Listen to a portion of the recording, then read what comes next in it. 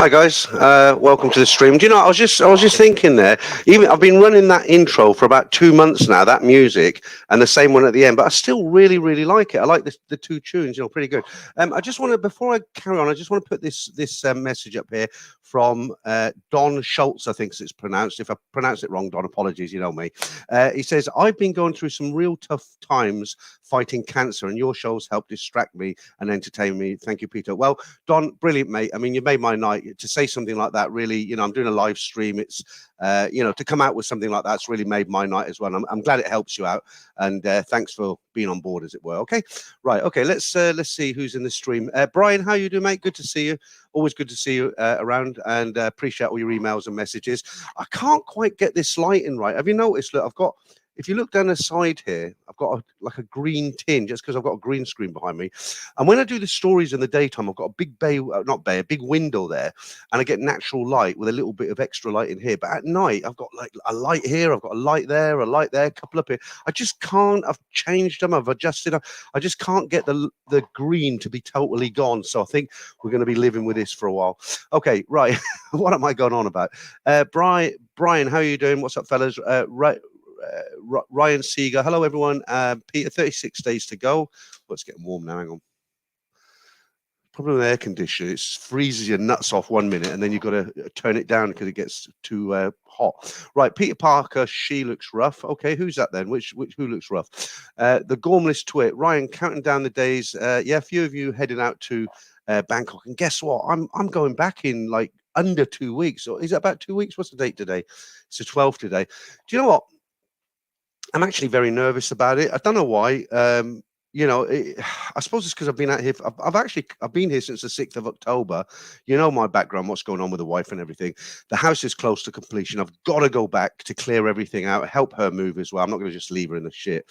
And I'm counting down the days now, and I'm actually really nervous about it. I don't know why. I've got butterflies about going back home. Probably a whole bunch of things, and.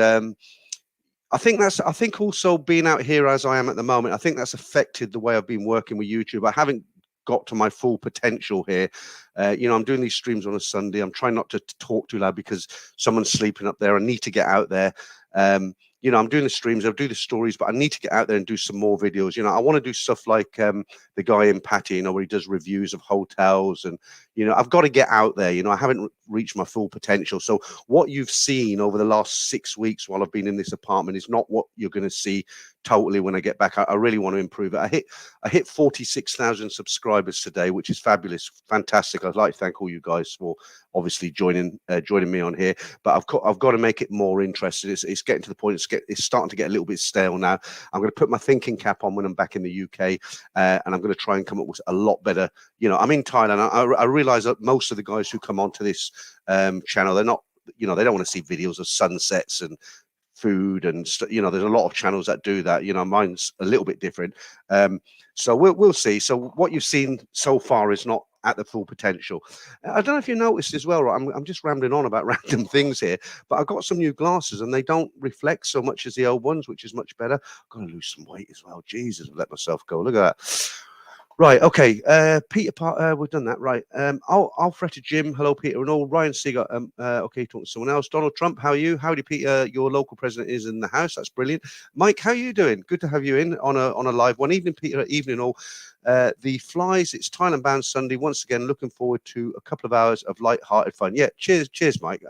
And I do appreciate all your comments that you leave on the stories and what. Somebody wrote to me yesterday and said, "Is that true? Did somebody really complain about the shirt you were wearing being too bright?" And it was, it really was. Somebody did write that. I should do a compilation video of all the funniest comments, like don't like your glasses and stuff like that. Right, Leeds, how you doing? Good to have you in. Real Rennie, good afternoon, Peter, and everybody in the stream from a very pleasant Copacabana. It's just so that word Copacabana. It's just so.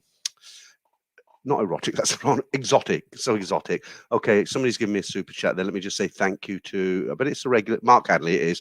They're all the same people. Hi, how you doing, Mark? Good to have you in, and thanks for that. Hi to Damon. Let's get you up there, Mr. Damon. Peter, glad you put your black t-shirt on. Yeah, well, we've just been there, haven't we? Talking of moderators, I was actually hanging out with Frankel last week. I went down to, Frankel's two moderators. There's 4 moderators on here, actually. There's We don't need to. I won't name them all, but you've got the main two are. There's a guy called Day State, but he hardly comes in. Capio does a bit for me, and also Franco and Damon. Damon's in the UK at the moment. He'll be coming out soon. But Franco's actually out here. He's in Pattaya. I'm trying to say it properly now. He's in Pattaya, and I met up with him, and we went out one night, but he wasn't up to it. You know, he's because Franco had a heart attack, you know, recently, and he had stents put in and all the rest of it. And we went out one night, and he looked rough, you know. And he said to me, he said, because he knows I went down especially to see him, and he said to me, Peter, I don't feel right. Do you mind if I go back to the hotel? And I said, listen, do I mind? I said, I want you to go back to the hotel. You know, don't worry about me, because, you know, he looked a bit rough and he's okay. That was about a week ago. But I had a great night. I went to one bar in Soy 8. They had a pool table, a few girls, played pool, had about 12 games, didn't lose one. So that was great if Andrew Hammond's watching. And yeah, it was good. But we were, Franco and I was planning to do a bit. Do you remember the stream I done on the beach in Jumpton? It went down really, really well. I did it at 4 o'clock in the afternoon. And a lot of people came in, okay? And I did say I'd do another one from Jumpton. And the problem is I was with Franco, and it was just too windy, because what I do is I set up it was on my mobile actually. I set it up and I use a speaker, because normally there's no wind here. It's very light. So even if the phone's sort of a meter away, you can use, you know, you can talk and it's really good sound. But on this particular day, it was very windy. And I was with Franco, and Franco was like, I thought you were going to do a stream, because he wanted to get in there, you know, no problem. I said, it's just too windy here, Franco. And he said, well, what do you want to do? And I said, do you know what, to be honest, it's so nice. I don't want to go. I love the beach at Jumpton. Good evening, Capio. Thank you very much for that. I appreciate that. I'm a low-grade moderator, but I could definitely handle the booze. You're not a low-grade moderator. I appreciate all my moderators. Right, and let's go back and see who we've missed. Thanks for that super chat, by the way. Right, who else we got? Eric Whitfield, nice to see you in. Shinrana, good. How you doing? Ellesmere, hi. Christopher Tate, I missed that one. Thank you very much. Hi, Peter. I hope you're well. Are you out there, Franco? Send us a little message. You know, give us a clue if you're out there. Yeah, Jason, how are you, mate? Good to see you, geezers. Hello, Peter, and the rest of the crew. It was nice to have a good walk around. Yeah, Jason comes from North London, and, you know, I like to meet subscribers when they come out here, but I can't meet, like I said to you a couple of weeks ago, I can't meet everybody, and some guys get a bit shitty with me if I don't meet them. And what it is, if it's convenient to me, like if I just did nothing but go out drinking with guys, I'd be pissed all the time, and I wouldn't get anything done, right? So guys fly in, they say, look, I'm coming in 2 weeks' time. I'd like to meet up with you and have a drink, whatever. And what I do is I say, well, look, give me a call when you're here and I'll see what I'm doing. And sometimes, like Jason called me, he actually lives very close. He's staying very close. And we were talking. He said, oh, I'd like to meet. Bought me a bottle of Shivers Regal. Very kind of him. I do appreciate it. And he said, what are you doing? Should we meet up? And I said, well, actually, I'm going to walk in the park. I walk in the park most nights if I'm on the computer all day. And he's like, oh, I'll come and have a walk. I'm like, yeah, fine, fair play to you. Let's go. And we walked around, did a few laps. We did again tonight, a few laps. And yeah, but, you know, sometimes if you come out here and, you know, I can't, for whatever reason, because I can't do go-go bars every night, guys. You know, people come out and they expect me to go out to go-go bars like till 3 in the morning. I can't do it. You know, I'm 63 in April. I just can't do it every night. Right. Hi, Andrew. I just gave you a mention, Andrew. What did I give you a mention for? I can't remember now. Pool. I played 12 games of pool in Soy 8 the other day and I didn't lose. So I know you'll beat me, but I just, you know, I thought I'd shout that out there. Hi to George as well. I call him George now. I met this guy, George. He's I met him. He took me for a meal. I think I mentioned this before. We went to Terminal 21. He said, I want to buy you lunch. And I was like, okay. And he likes this, I forget the name of it. It's a hot pot place, right? And it's quite expensive. So I ordered double like meat and vegetables and all this. And the bill came up to about 1,500 baht. And if I was taking the piss, I would just, well, you invited me, but I'm not like that. And I said to him, I said, look, I'm not going to let you pay for this, or I'm going to give you half of it. And I did. I give him half the money because I'm, you know, I just thought, right, you know, I'm taking the piss. If he invites me out for lunch and I have a cheeseburger and French fries, chips, and it's 180 baht, 200 baht, yeah, fine. Let you pay the bill. Thanks for inviting me, but not 1,500 baht. That is a piss take. Okay, so yeah, George, and I've got your story. It will be a few weeks until I read it out because I've got a little bit of a queue now. And you did tell me you don't like the thumbnails with the big coconut, so I'll try and find one with a flat chest for you, okay? Rob J, flight booked for November, 950 Thai Airways, happy day. That's not bad. That's not bad, 950. It's not the cheapest, but then fuel's gone up, hasn't it? Jim Davis, not the Jim Davis, is it? Boom, boom. Peter needs to help Martin on the audio over Andy. Have they got? I don't get to watch them very often. Have they got a problem? I thought Martin was the. I thought he was a tech guy over there. There are a lot of people in their stream today. Somebody told me 600. That's a lot of people. But there's nice girls around them, aren't there? I'm on my own here. So, right, Paul Hoskin. Hello to all the Connect 4 lovers. Yeah, hiya, Paul.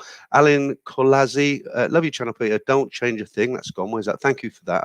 I do like some positive comments. Is that Alan? Alan, love you. Oh, okay. Right, thank you. Ty Billy Boy, how you doing? I'm just trying to go back and see Stephen Roberts. How you doing? Rumble, good to see you in. Keynote, God bless the amateur mongers. Okay, we have contact.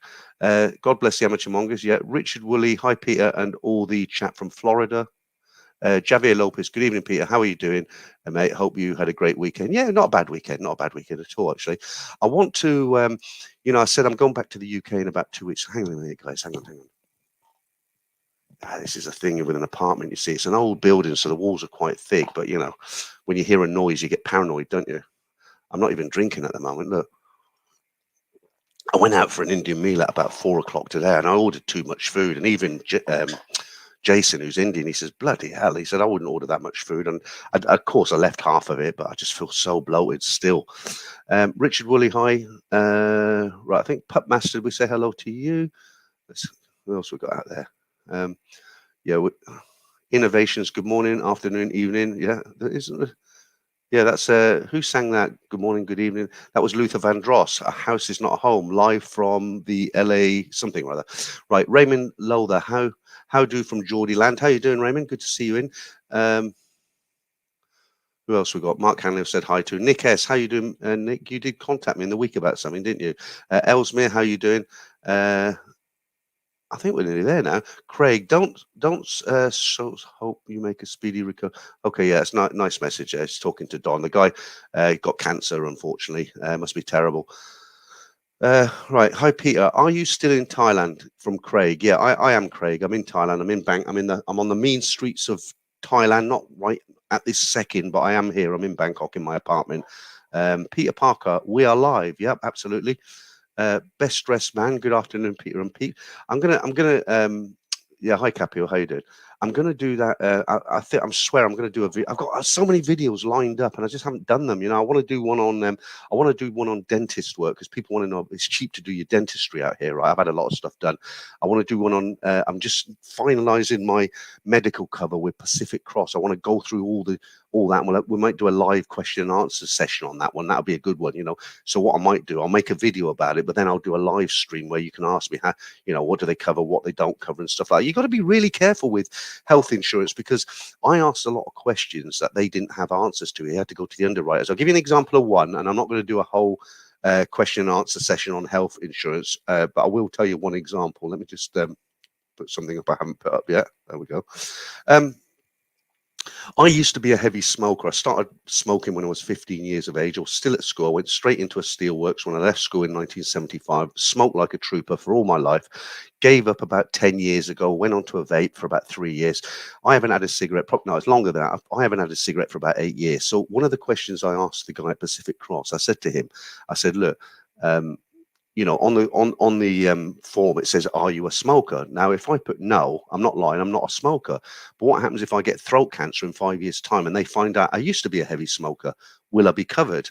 And he said, yes, as long as you put that on the form. So you've got to be really careful what you put on there. Real Deal TV. Hello, Mr. Pete. I love it, Mr. Pete. I'm gonna wear a crown next week. Someone left a good comment the other day. I get these guys. I don't know why I can't imagine why they would complain about this stuff. I'm reading out love stories or whatever, and a guy will say, "I don't like your glasses. They put me off. They tilt. Oh, your shirt's too bright." And I'm like, "What the hell? Don't look at the screen." But one guy had a brilliant comment. He said, "I'm talking really low. Let me know if you can hear me, okay? Or turn your volume up." So one guy left me a comment and he said, "You know what you want to do?" He says, "Come on, without a shirt on and not a hanky, and look like a real." Give them something to complain about, but I haven't got the balls to come on like that. Yeah, absolutely. Best dressed man. Who's put that up there? Where are we there? Best dressed man, 33 days and counting. Excellent. Let's turn this down a bit more. Okay. Richard, how you doing, mate? Good to have you in. Let me just get rid of this annoying banner. Good information. The pound's holding up a little bit now. It was down to 39. It's back up to just over the 40. So let's hope that stays there. How you doing? Arto Lax, yeah, good to have you in. Charles White, let's put that one up there. So you say March 1st flight from Central USA to Bangkok cost me $1,200 Eva Air. Previous flights cost $640, $720. Fainted laugh out loud. Okay, so I mean you've got to remember a few things, Charles. The country's been closed for 3 years. They're actually they're predicting, or they've had 30 million tourists this year. 30 million. I mean, that's good going, right? So a lot of people, because remember, a lot of guys have Thai partners here. They don't live with them in their own country because they're working, but they have long-term partners they might spend 3 months a year with. Okay. And, they haven't been able to visit them. They have guys like me who come out regular, haven't been able to come out here. So once all the restrictions are lifted, everybody wants to come out. So it's supply and demand, isn't it? If there's not enough seats on the plane, then they'll put the prices up.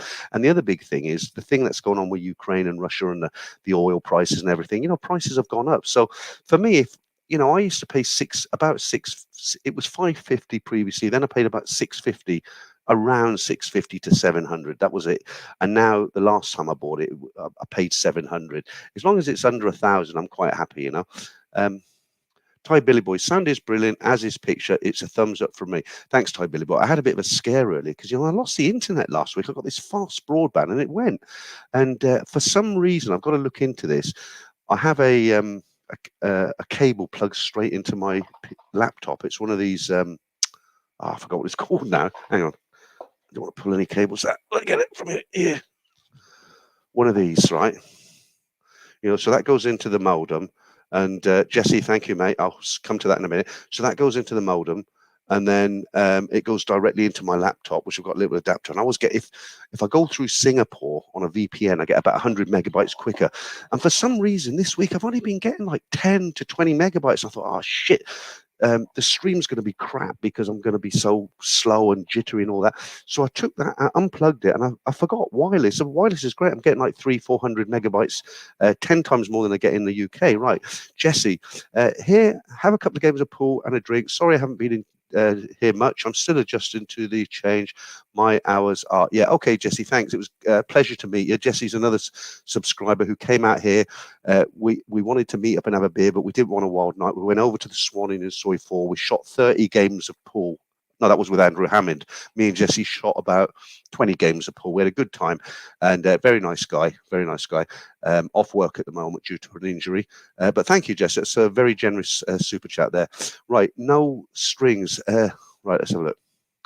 Hair looks smart. We've got a fashion police in now. Look, no strings. Hair looks smart tonight. You should check with your neighbours if they're being disturbed and explain your job rather than worrying about it on your stream. No, it's a little bit delicate, really, because he's actually a Thai and he's quite noisy himself. But if you know anything about the Thai culture, they sleep early. They go to bed like real early, and they wake up real early. So it's all quiet on the Western Front. Now, as I said, this is an old building. You're right. I shouldn't worry about it too much. But if I hear the slightest noise, but what it is, I'm one of those people. I don't want to upset anybody, and I'm over cautious, and I'd rather be over cautious and just think. Somebody said to me on the phone tonight, they said, "Don't worry about your neighbours, just get on with it," and he's right, of course. So as long as you can hear me, that's the main thing. Like, I'm talking at a lower level now, and as long as everybody can hear me, that's fine. I'm definitely not very loud. That's good. Right, Mark Hewitt, how you doing? Good to have you in. Philip Hart. I tell you what, I'm actually into the stream. I wasn't into it much last week. I did an hour and a half. Now, why did I do an hour and a half? I was going to Pattaya, wasn't I, the next day? But tonight I feel it. Right, Philip Harv. Tell the people that in Thailand, when they cross the street, the cars expect you to get out of the way and they don't slow down. I think, people know that. Most people on here has been to Thailand, but they are tightening up. They're bringing out fines now. If they don't stop on a zebra crossing, they will be fined. That's what they say. But it's very true. I mean, I was going. I was in Ceylon once, well, more than once, but I was on this particular evening. I decided to go down to Pat Pong to check out the market. I was going back to the UK. I wanted to buy a few fake Mont Blanc pens, Zippo lighters, Rolexes, take back to some people in England. And I was on the side where, is it Burger King or McDonald's? I can't remember. And you look over and there's Pat Pong right opposite. And there was a zebra crossing. And I waited till it was real quiet. and I was halfway across the zebra crossing. I don't know if you call it in the States something else. We call it a zebra crossing, black and white. We cross, and all of a sudden I was like a rabbit caught in headlights. It was a white Mercedes, really going fast, and I just froze on the zebra. I literally froze. I thought I didn't. I didn't know. I should have just ran, but I thought, is he going to hit me? And I was really like a rabbit caught in lights. And luckily, luckily they stopped, and I just carried on walking. But a bloody awful experience. And you're right, they don't give a shit about pedestrians. Years ago, I'll tell you a very sad story.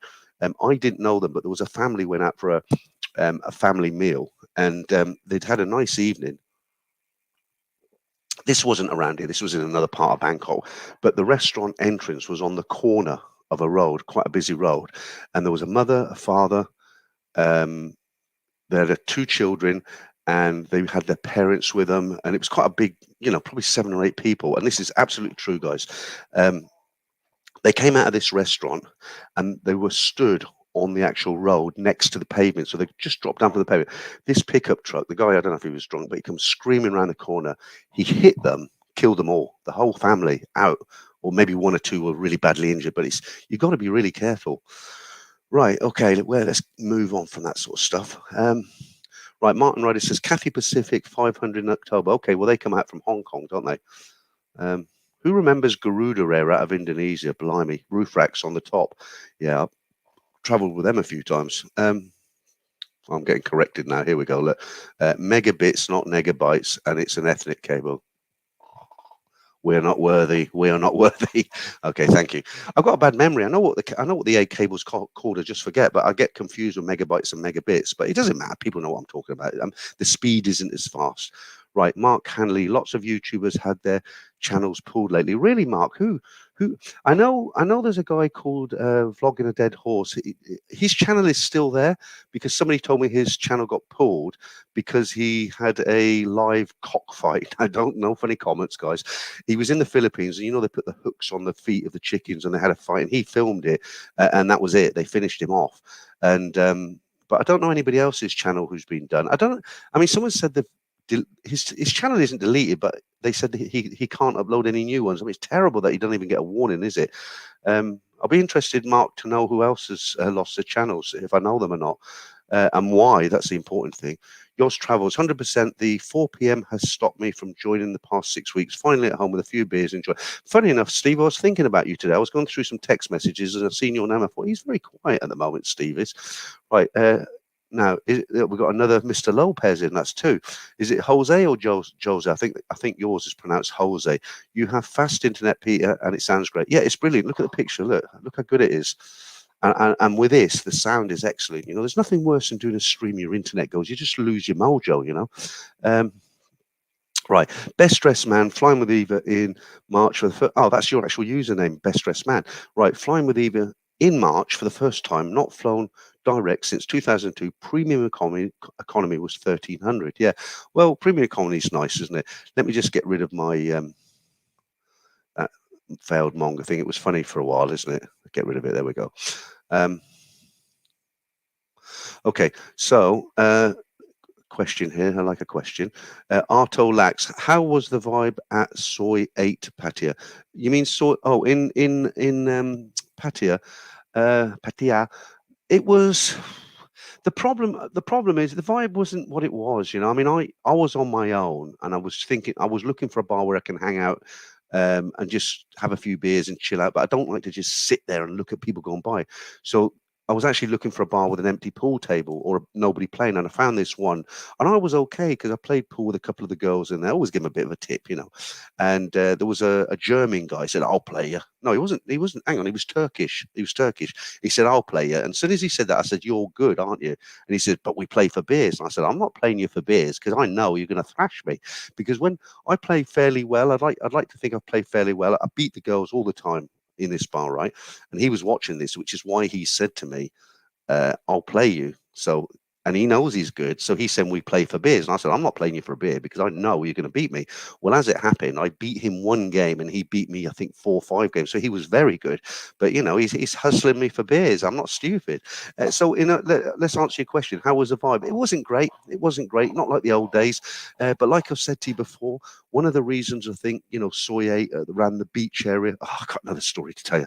One of the reasons I think that it's not great. It's watered down, isn't it now? Because if you go to Soy Bacau, there's thousands of people over there, right? You imagine if they closed it down, Soy Bacau, the whole of Soy Bacau, Soy Lingi, Soy Pothole, the whole lot. If they closed it, took all them people and said, right, this is your lot. You've got Beach Road and Walking Street. Live with it. They'd be packed. They'd be packed. But the problem is, it's like Hua Hin. There's so many bar areas opening up that there's not enough people to fill them. And you go to Hua Hin now. I was talking to a guy just off Soy 8 today, and he was saying he's just come back from Hua Hin, and there's bars everywhere, but there's nobody to fill them. It's not like it's extra quiet. It's just that there's too many bars. And in answer to your question, Soy 8, it was okay. It wasn't anything more than that. It was okay.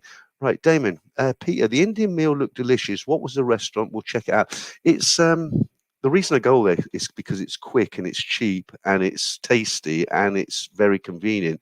They've got an indoor area which is air conditioned, where you can sit in the outside. I sit in the outside. It's not that hot, but what I like about it, I'll tell you where it is. I'm a long way around as always. When you walk up there, they've got these bamboos and the food's all laid out. Now, this particular place I'm going to tell you about, if you order from the menu, it's very expensive, right? But if you order from the bamboos, I can get a meal there, 200 baht, and that's with water. Okay, nothing fancy. Normally, I have a yellow dal, some rice, pillow rice, the coloured rice, and maybe some naan bread, and I like to dip it into the dal. Today I had some madras curry, but I didn't really like it. It was a bit oily. I looked at it, I thought that looks decent. It wasn't that great.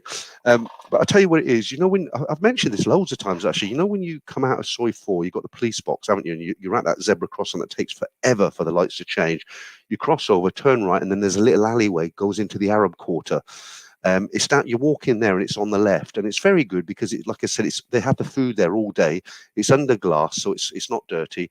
The guys are all Bangladeshi and they're very friendly, great service. They come up to you when you've got everything on the table and like, you got everything you need? You sure you don't need anything else? I mean, really good. Check it out. Let me tell you a horror story now. Right, as you know, I'm not going to name the hotel because it's like for slander laws down here. But let's just say it's on the Beach Road area. Okay, I won't say anything more than that. Rats. You won't see nothing like these rats. I hate rats. Okay, I've seen one in Bangkok since I've been back in 5 months. Well, this particular hotel, I've got to describe it without giving too much away. To get to my room, it was in a separate building. To get to this building, I had to go and get my key from one building, and I had to walk through.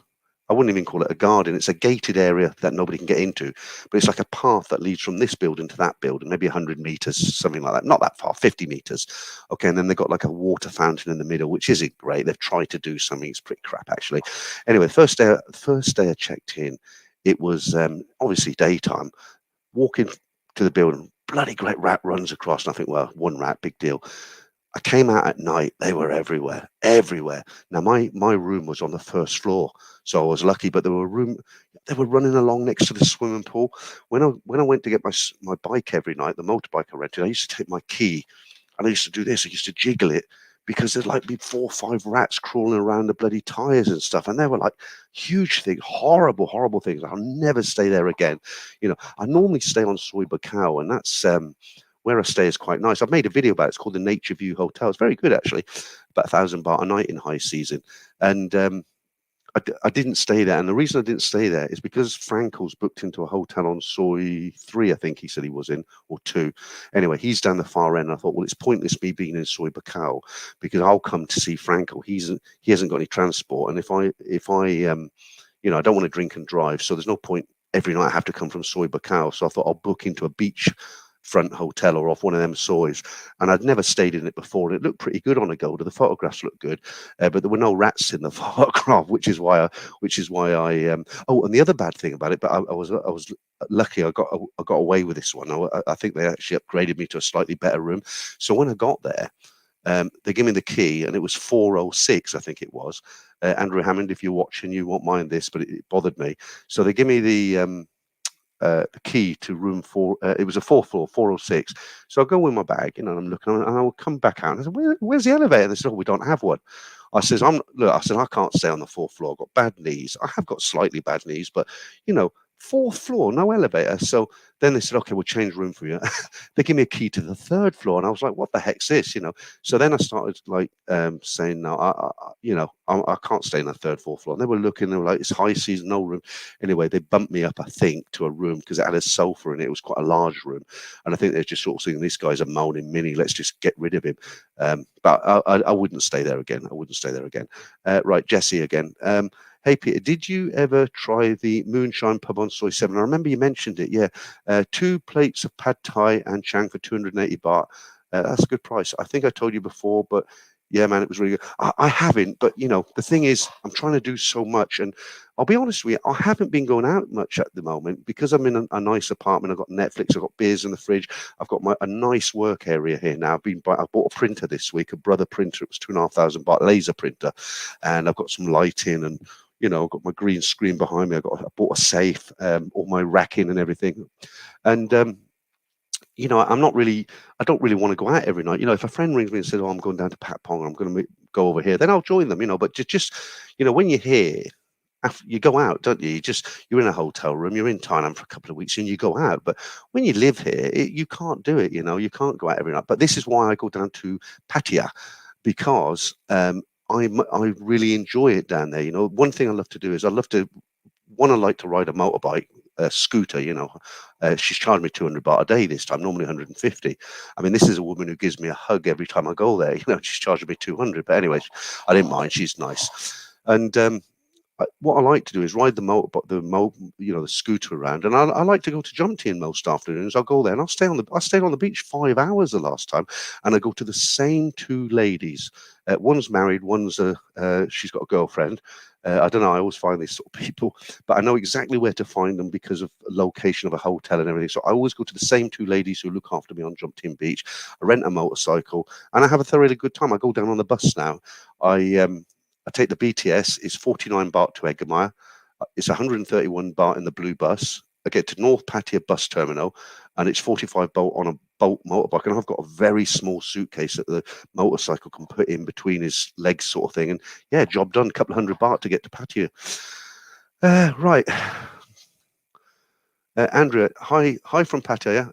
Good vibe here and reasonable prices. Go in walking street excluded. Yeah, what I found down there though, Andrea, yeah. What I found, the best looking girls were actually in the go-go bars around Walking Street, on Walking Street. They were the best ones, where if that's what you're into, which I'm not, but I've got a pair of eyes, right? Places like the Windmill Club and the Aeroplane Bar and is it the Steel Bar? They've got a load of new ones down there.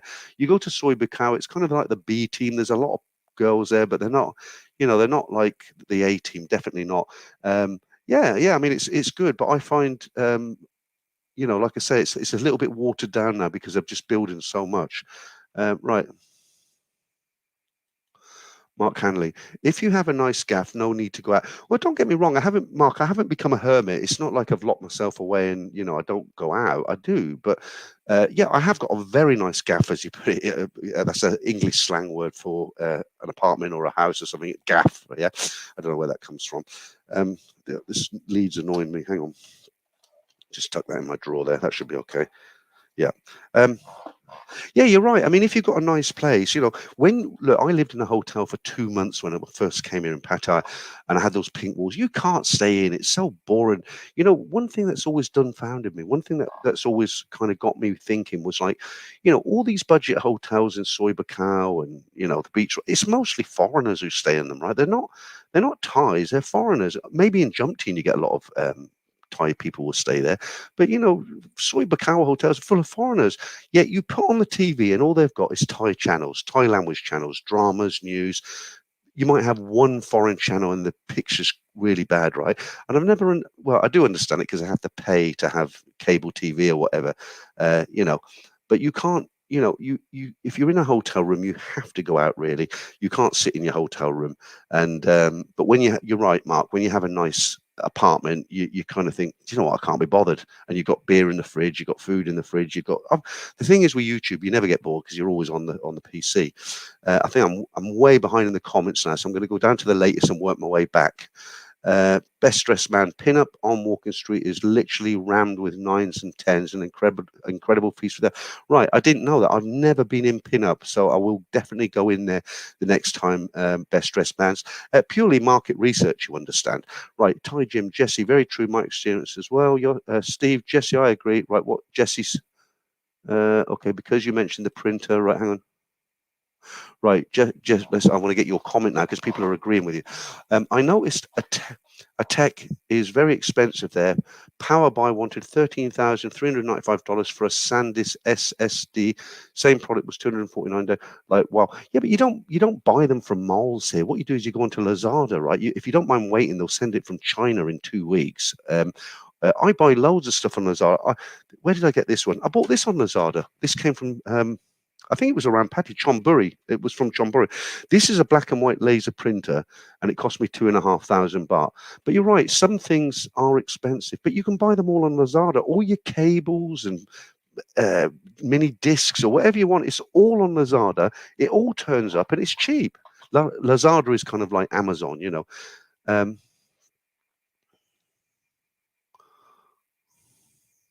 Mark Hanley says, just have a weekend at the beach every couple of weeks. Yeah, well, the thing is, Mark, when it comes, if you don't mind going down on the bus, which I don't, it's so easy to do, isn't it? It's just a hotel. I tell you what, I'm actually seriously thinking. I'll do the manga minute in a minute and a competition, but just I'm in the mood for talking tonight. I'm actually really thinking about getting a place in Pattaya because I've always said I don't like Pattaya, haven't I? But what it is, I do like it. I prefer Bangkok, but it's nice to go down to Pattaya for 2 or 3 days, rent a motorcycle. The food's cheap down there, you know, you get around, you have a few wild nights out, and then you think, okay, that's enough now. You go back to Bangkok, and you know, when you live in Bangkok, people are going to work, people are dressed like normal. You know, Pattaya is just it's just a, you know what it is, right? And I wouldn't want to stay in that environment for so long. But the problem is with this thing with a hotel, the story I was telling you about with the rats and everything. Um, and just trying to find a decent hotel, you know, and it's like the pictures are never the same, are they, on Agoda as the actual hotel? They always show you their best room. And what I'm actually thinking of doing, I'm actually thinking of, I've got my apartment here, but I'm actually thinking of renting a room in Pattaya and actually buying a Honda Click secondhand off Facebook because there are a lot of secondhand shops down there, maybe 40,000 baht. And I might as well because if I'm going to go down there so regular, I can probably pick a room up for 5,000 baht, 100 and what's that, about 125 pounds, 140 US dollars a month. It's not a lot of money. And the thing about it is I can kit it out with my own stuff. You know, I can get a flat screen TV, I can get my internet. Well, I don't need internet, I can run off my phone. But you know, you get your microwave, you get your own dishcloths, you make it your own place so that when I want to go down there, I just put the key in the door and I'm home, my second home.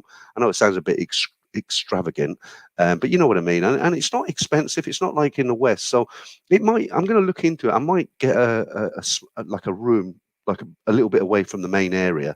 And if you've got transport, like a motorbike, for instance, it's not a big deal, is it? Um, right, Mike. I was just wondering, please don't get into too much detail. Thank you very much. Do I go on or do I? Right. Now that you're up to 46,000 subscribers, does your channel pay for your Thai life? Hope so. It's up and down, Mike. Right. What? Yeah. I mean, I do okay on YouTube now. I used to do a lot better with the super chats in the UK because and that all goes into your monthly money. So when I was in the UK, I used to do streams for 2 hours at 10 o'clock on a Friday and 10 o'clock on a Sunday. And I did very, very well on super chats. Now that I'm doing them at this time and I'm only doing them once a week, there are generous people out there, but I don't get nowhere near what I used to get when I was in the UK. So that's brought my money down quite a bit. If you think, oh, I used to do 8 streams a month in the UK. As far as being able to live on it, yeah, in theory you could live on it, but it wouldn't be a great life. I couldn't live in an apartment like this, for instance. You did say not too much detail, so I'll make it brief. Yeah, I could get a room and I could live and I could, live sparsely, and yeah. But the problem is I wouldn't want to rely on it. I mean, you imagine I'm out here, I'm relying on it, and they pull my channel for some reason I wasn't aware of, and that's it. It's gone, isn't it? I hope that wasn't too long for you, Mike. Right, Steve says cheap Charlie's room is 3,000 baht. Yeah, I don't really want to stay in cheap Charlies. If you're talking about cheap Charlies on Soy Bacal, Steve, that is cheap. But I mean, I want somewhere a bit more quieter than that. Mark Hanley says, second, rented a room in Pats. You could sublet to Chris Travels during the week. I don't know who he is. I'm a bit strange like that. Um, let me just put Frankel's message up there. 333 in the house, only 52 likes, guys. Come on, let's get them higher, please. Yeah, thank you, Frankel. Yeah, give us a bit of a like. Come on, don't be miserable. A thumbs up, rather. Yeah. Now I forgot what I was talking about. Talking about the rooms. Yeah, I mean there are deals down there. I was looking at say a budget of 5,000 because I want something half the. I know what I was going to say to you. So I'm not a guy who can rent somewhere and then, if I'm not there, I can say to someone, "Oh, I'm away for a month. Have my apartment." I can't do that. I just don't like it. I'm a bit weird like that. If I've got an apartment, I don't want any, even my friends to sleep in it unless I'm there. If I'm there and I've got a spare room, for instance, or the sofa, and someone's coming out, oh, so fine, sleep on my sofa. But I'm very particular when it comes to cleaning and how I live and I fold things away, and I just don't. Some guys just throw things around. They eat and they leave all the dishes in the sink. That winds me up. I can't live like that. I know I'm a bit weird like that, but I couldn't let somebody else live in my apartment while I wasn't there. Britt, looking, what do you recommend for diarrhea? Oh, they're out there. Imodium. Just go into any chemist and ask for Imodium. It's 49 baht for 6 tablets. Take 2 initially. You'll be squirting it'll be like a flock of sparrows coming out of a drain pipe for the first few hours, and it'll clear up. Right. Okay. Right, Lawrence RB, how is plastic surgery being viewed in Thailand? Do you see a rise of BBL surgeries? I'm not sure what BBL means actually. BBL, does that stand for? Big boob ladies. Is it big boob? Yeah, a lot, a lot. In the old days, when I say the old days, 20 years ago, you didn't see any enhancements. I would say now probably 50% of bar girls have had a boob job. The lady boys have their Adam's apple shaved down. You see a lot of girls now, they get a lot of girls have their noses done. And I think it looks horrible because what happens is Thais have got kind of flat noses and they think our features we're lucky because we're born with good features, so they want noses like this, right? And what they do, they have enhancements. And a lot of the time it just looks like too pointy or just doesn't look right, And if you go and look at pictures of beautiful Thai girls, even in the bars, they get face jobs. And so sometimes it looks kind of like, you can just see it's not right, But in answer to your question, how is plastic surgery being viewed? Oh, they love it. They love it. You talk to girls in the bars, and you say they don't mind. You say to them, "Oh, I noticed you've had enhancement. Was it expensive?" They say 100,000 baht. And you think, hang on a minute, he's charged 1,500 baht, and that was 100,000. Yeah, they love it. Absolutely love it. Martin Ryder, Franco. Okay, you talking to Franco.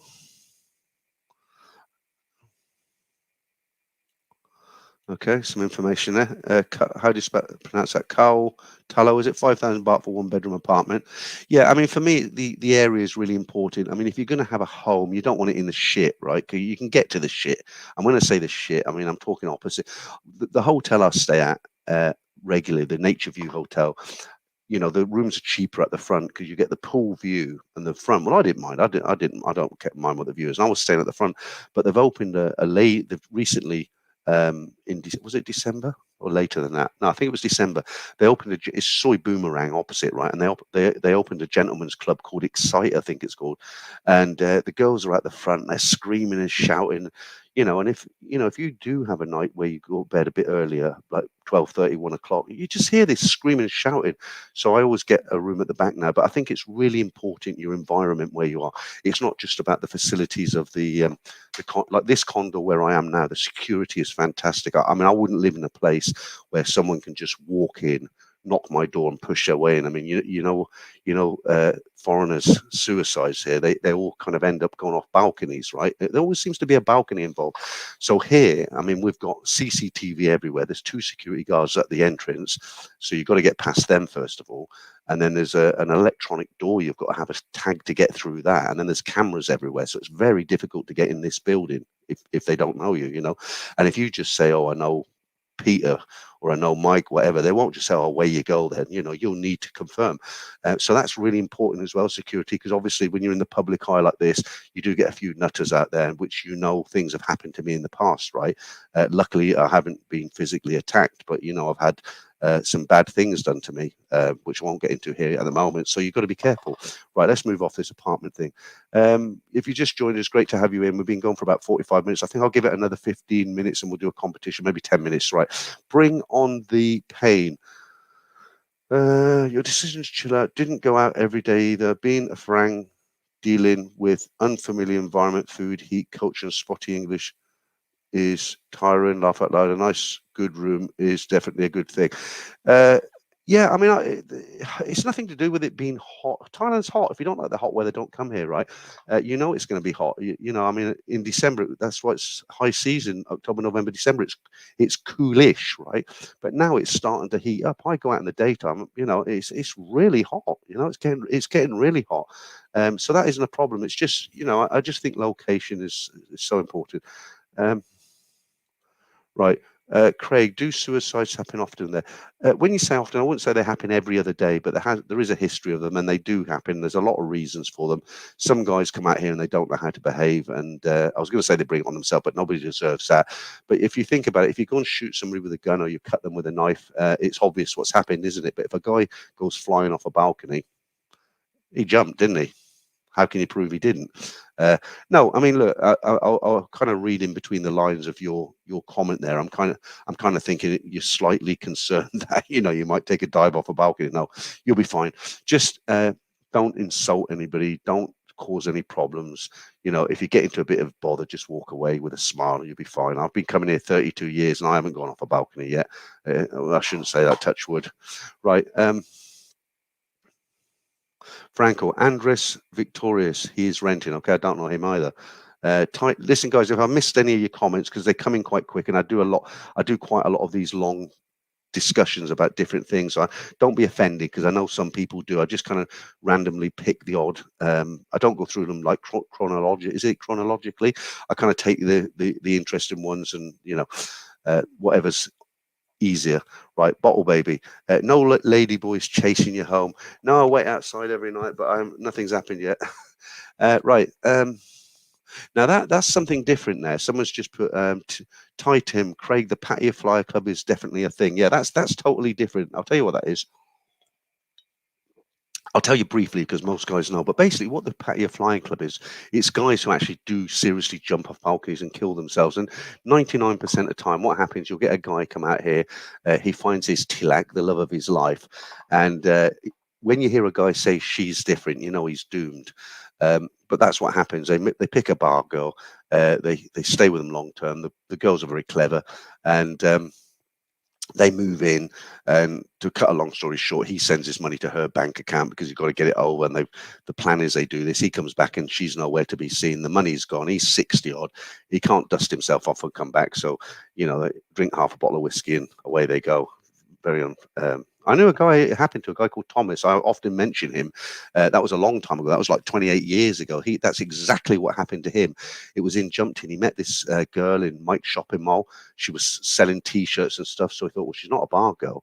And at the time, he hooked up with her and he had several trips and he got to trust her. And she had a lot of pressure from the family. It wasn't her, actually. It was the family behind her. You remember, you're never going to be number one in a Thai bar girl's eyes, okay? You're going to be number 4, number 5. It's like the mother, the family, the siblings. That's 3, right? The soy dog, the whatever. But you're going to be down there. You're important because you're providing financial stability, but you're not going to be the top of her list, okay? But back to my personal story that I knew this guy Thomas. So he got to know this girl who worked in Mike's shopping mall, and he came back several times, and he had no reason to doubt her. He wasn't really overly, he didn't have too much experience, although he'd been here a few times. And she kind of persuaded him, look, wait, I love you, you love me. You might as well come out here, but you've got to make money. And it was at the time he'd bought his own council house. If you're not from the UK, a council house, like a government house, it's cheaper, right? A good sturdy house, but cheaper. And he was divorced and he had the house and he sold the house. And at the time, I think he got about £80,000, something like that, about $90,000. He came came out here and they opened this. She persuaded him. It was one, I can't remember which store it was. I think it was 6 or 7 on in Jomtien. There was a townhouse, so it had a bar downstairs and about 4 or 5 rooms. And she said, look, if we take this on, we can, we can have one of the rooms. We can rent out the other 4 or 5 rooms or 3 rooms, however many it was. We can have a bar have the bar open all day and all night.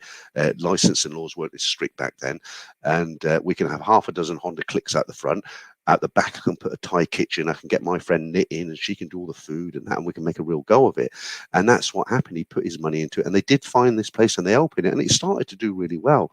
And he had to go back to the UK, Thomas, just to finalise a few things. And when he come back, there was a couple of guys waiting at the door because they knew he was coming back. Because he texted her and said, "Look, I'm coming back to Thailand." And basically, what happened? They basically said to him something like, "If we see you around here again, there'll be a hole on the beach where you're going into it," sort of thing. So I made that bit up, but they scared him off, right? So he turned up at the hotel and he's like, "Well, this is my business," and whatever his girlfriend knit inside, shouted or whatever. And so she had a lot of pressure from her family. These people had come along and said, "Look, this business is doing well. We're your family. You should be taking care of us. Not this guy doesn't need you. He's a rich foreigner. He'll be okay. Let's get rid of him and we'll keep this for ourselves." And that's what happened. And poor old Thomas, he couldn't take it. He didn't tell me about it. He went over to Beach Roll, booked into a hotel on a high floor, drank half a bottle of whiskey, and he jumped out off the balcony and killed himself. Absolutely tragic, over this girl. And to this day, I don't know the involvement of the girl as far as I do believe to this day that she was literally pressured into it. I do, because she, the two of them, they did get on very well, and they get a lot of pressure from families, a lot of pressure. And I can just see the situation. She's a young girl, and they're saying to her, we're your family. This guy's rich. He doesn't need your money. What are you going to say? They're not going to turn the family down, are they? Right. Lots of comments now. Right, Lester Paul, how you doing? 21 days today, and I'm there for my first visit to Cannot Wait. 4 days Bangkok, 3 days PP, and 7 days in Phuket. Okay. Martin Bloodston, don't get involved, chaps. Have your fun and move on. Absolutely. You know what Pat is. You know what Thailand offers. If you're a Mongo and you come here, right, go down, have a drink, have a good time, eat what you want to eat, stay in a nice hotel, stay in the pool all day, have fun with the girls. But you're buying a product at the end of the day, aren't you? Nick S. Men are never number one in any relationship. More so here, though, Nick. You know that. Paul Hoskin, you can never give a bar girl enough money. Absolutely. And they'll still be at it. If I know guys who go with bar girls and they like them so much, they actually agree to pay them a salary. So they'll say, look, if you stop working in the bar, I'll give you 30,000-40,000 a month, right? Well, an experienced bar girl, she'll move in with this guy. Well, you can't say, well, you're never going out alone because I don't trust you, because it'll cause bad blood, right? So sometimes she's going to go out and get her hair done. She's going to get her nails done.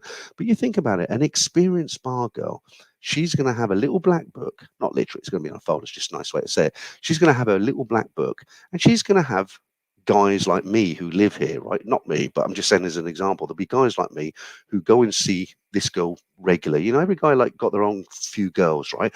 And she'll have a list of maybe 6 to 10 guys who are local, they're residents, her regulars, right?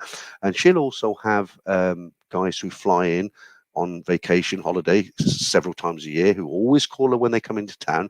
Now, what she'll do, when her regulars are texting her and they're like, "Well, I haven't seen you in the bar and I want to see you," and all that, she'll text them. And what she'll say, she'll make 2 or 3 appointments, and she'll say to the guy she's living with, who's paying her 30,000 baht a month, she'll say, "Well, look, I'm going to meet my sister. We're going to go to the market. We're going to get the nails done. We're going to get the hair done, blah, blah, blah." And, or her sister's going to get the nails and hair done, right? And she's going with her because she won't have time to get nails. And what she'll do, she'll go out, she'll do 3 hotel rooms or 3 guys' apartments, and she'll do 3 lots of and she'll come back, you're none the wiser. So it's not, believe me, it's not like some guys do write comments and say, "Oh no, that's rubbish. I married a bar girl and we've lived happily." Fine, good luck to you. I'm not saying it never happens. It does happen occasionally, but it's rare, right? From my experience, from what I've seen, most of the time, a bar girl, it's never enough. Like someone said just now, Nick, it's never Paul rather said it. It's never enough. And what they'll do, once they get their feet under the table, once they've moved in, they've got that, support, that they've got that base money. That's what I was looking for. They've got that base money of 30,000 baht a month, right? But that's not enough, right? And they know they can earn. Now they're here to work. So if you live with them and you pay them a salary, great. They don't have to swing around a pole all night or talk to greasy foreigners, whatever. They're getting their 30,000, but they're not going to they'll be okay for a few weeks, maybe a couple of weeks, and then there'll be a lot of trips out with their sisters and other people in the family, and they'll be at it. So be aware of that, guys. Don't get caught out. Right. Yeah. I only knew a bar girl that had a little black book. It was the size of a telephone directory. Yeah. I don't think people have little black books anymore, do they? I'm not reading that out, Paul. Right, let's see, get some of the older comments. Let's say hi to a few people we haven't said hello to. No name of us said hi to you. Christopher Walker, how are you doing? First live stream.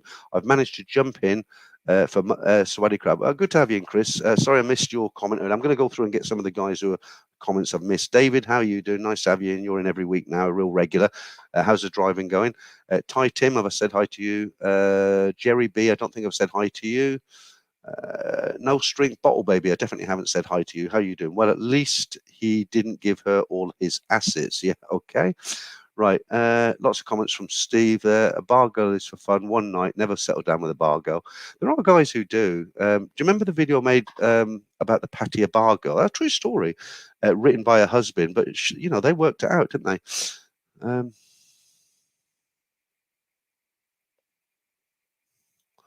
Okay, are you talking about Thomas? How old is he? He was near retirement age, I think. 55, something like that. 60. Well, he was still working because he was a taxi driver, and when you're a taxi driver in the UK, it's hard to get taxi drivers for firms. I don't know what it's like now, but it used to be. And as long as you give them notice and you go at the right times of the year, you can go as many times as you want. Ty Tim, enjoy Leicester Pool. Okay. Well, I think I've caught everybody now. I think it's time for a competition. What should we do?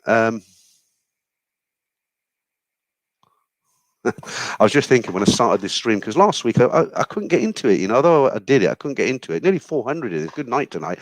I thought when I was doing this, I thought, yeah, I'm getting into it tonight. It's a good stream tonight. And I don't know why I thought, do you remember the film Cool Hand Luke with Paul Newman? He was came out in the 60s, great film.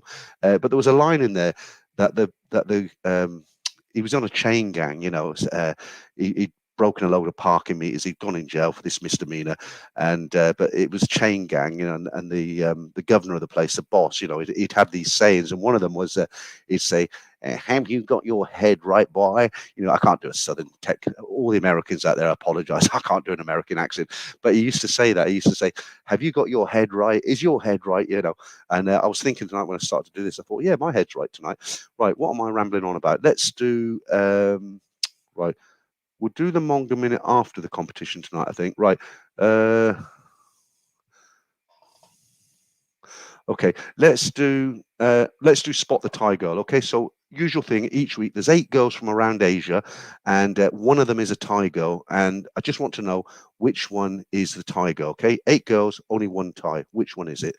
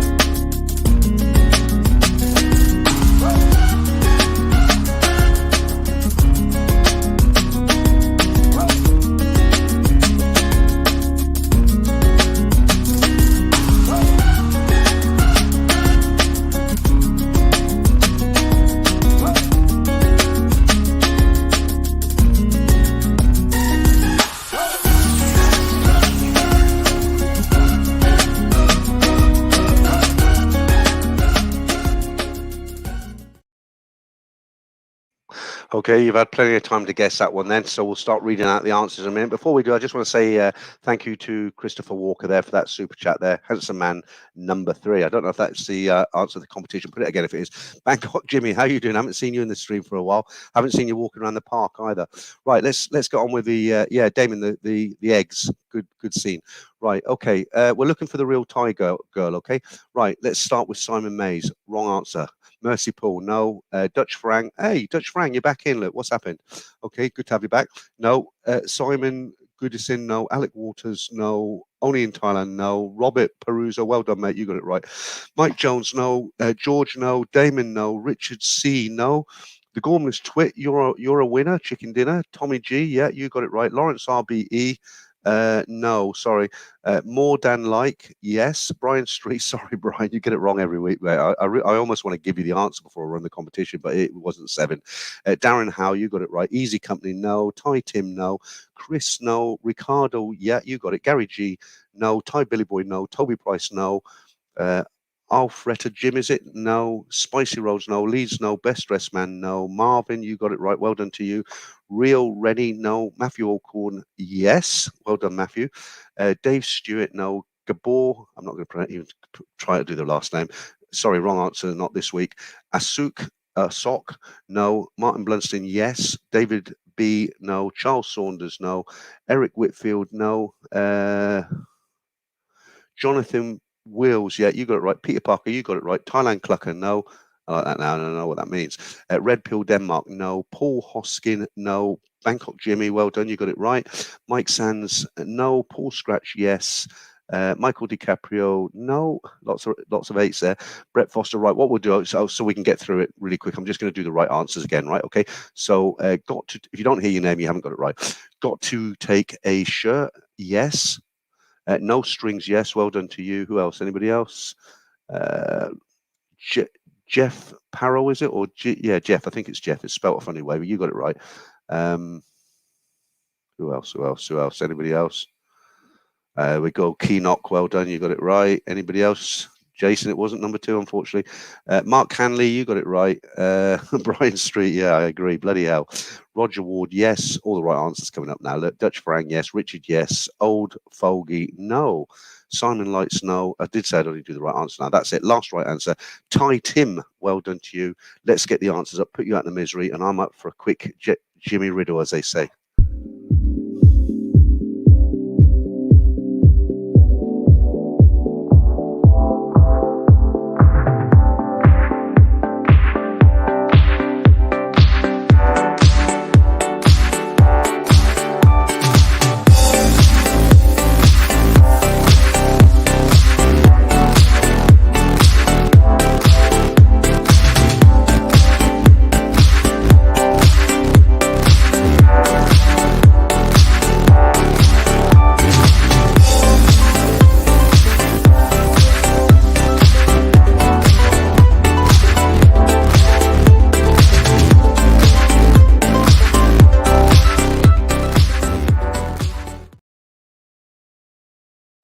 There you go. It's not easy. I just got back there, shot off to the toilet.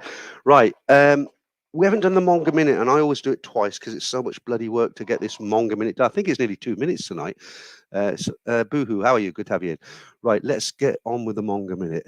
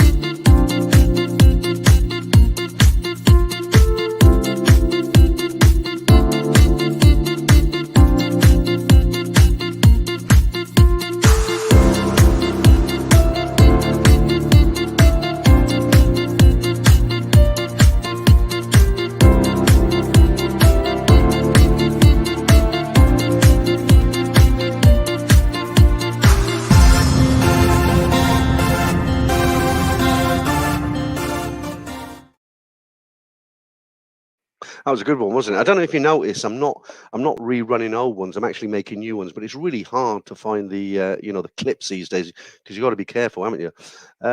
Right. So who's going to make Pokemon joke? No, not me.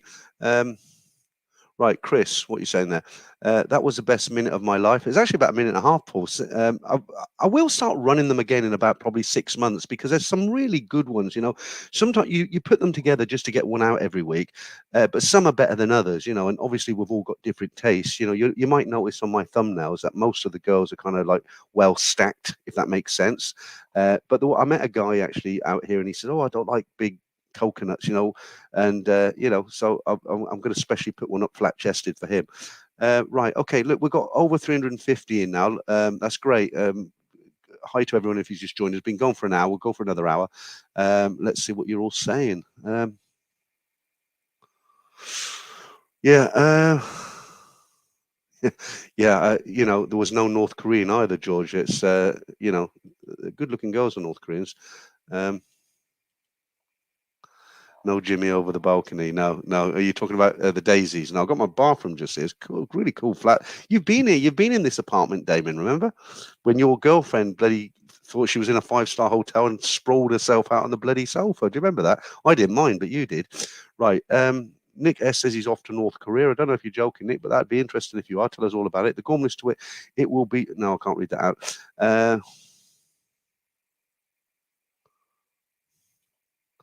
Exactly, exactly. That's what I said earlier. Just put your order through. We're way past that now, but that's what I'll say as well.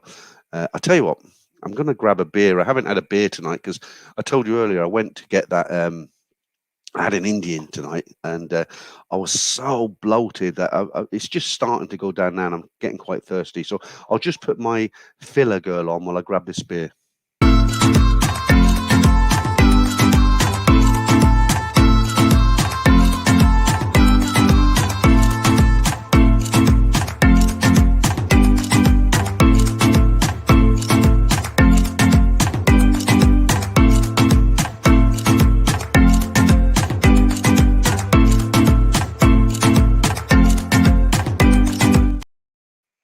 I'll have to change that one soon. It's getting a bit repetitive, isn't it? But nice girl, nice girl.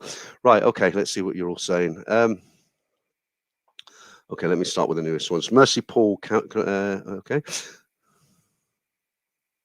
Okay, I've got to be careful. So, the first hour I get lots of sensible questions and we talk about sensible things. By the second hour, when people, well, I suppose you're not drinking yet, are you? But you getting a little bit tutti fruity towards the end, right? Damon, the one in the yellow, I think, was a ladyboy, massive power bulge. Now, I'll have a look later. We'll put it on. I'll put it on right at the end again. Nice way to finish the stream. I did. I don't know if you're joking or not. Paul Hosking, you put, did you get a doggy bag at the Indian? I did because I couldn't eat it, but I left everything. I just brought the samosas home because they were really nice. You dirty swine, Brian. Right, David. Hi to you. Glad I found your channel. I'm loving the stories. I have a good one to tell, and we'll have it to you in short order. Good stuff, David. I can never have too many stories. The editing takes a long time, but look, I'll just put this up. I won't keep it up for a long time. You can go back and save this. So just do it in a Word document, Arial font 14 if you can remember, but anything's okay, and just send it to that address. Okay. I'll just put that up for the latecomers there, the exchange rates. On your best dressed man is on fine wine. I don't know whereabouts you are in the world, but it's I guess in the UK now it must be about just gone 6 p.m. No name, seriously, Peter. Love the music chosen for your segments. Thailand Bound soundtrack, yeah. I do spend a lot of time getting the music because if I hear something I used to put a lot of time music on the end of my videos and stuff, but they're getting so strict now. YouTube, even time music's copyrighted. If you put the same track on 100 videos and they say you copyrighted, that's a lot of work, isn't it, to go in and edit them. Right, okay, let me put this one up.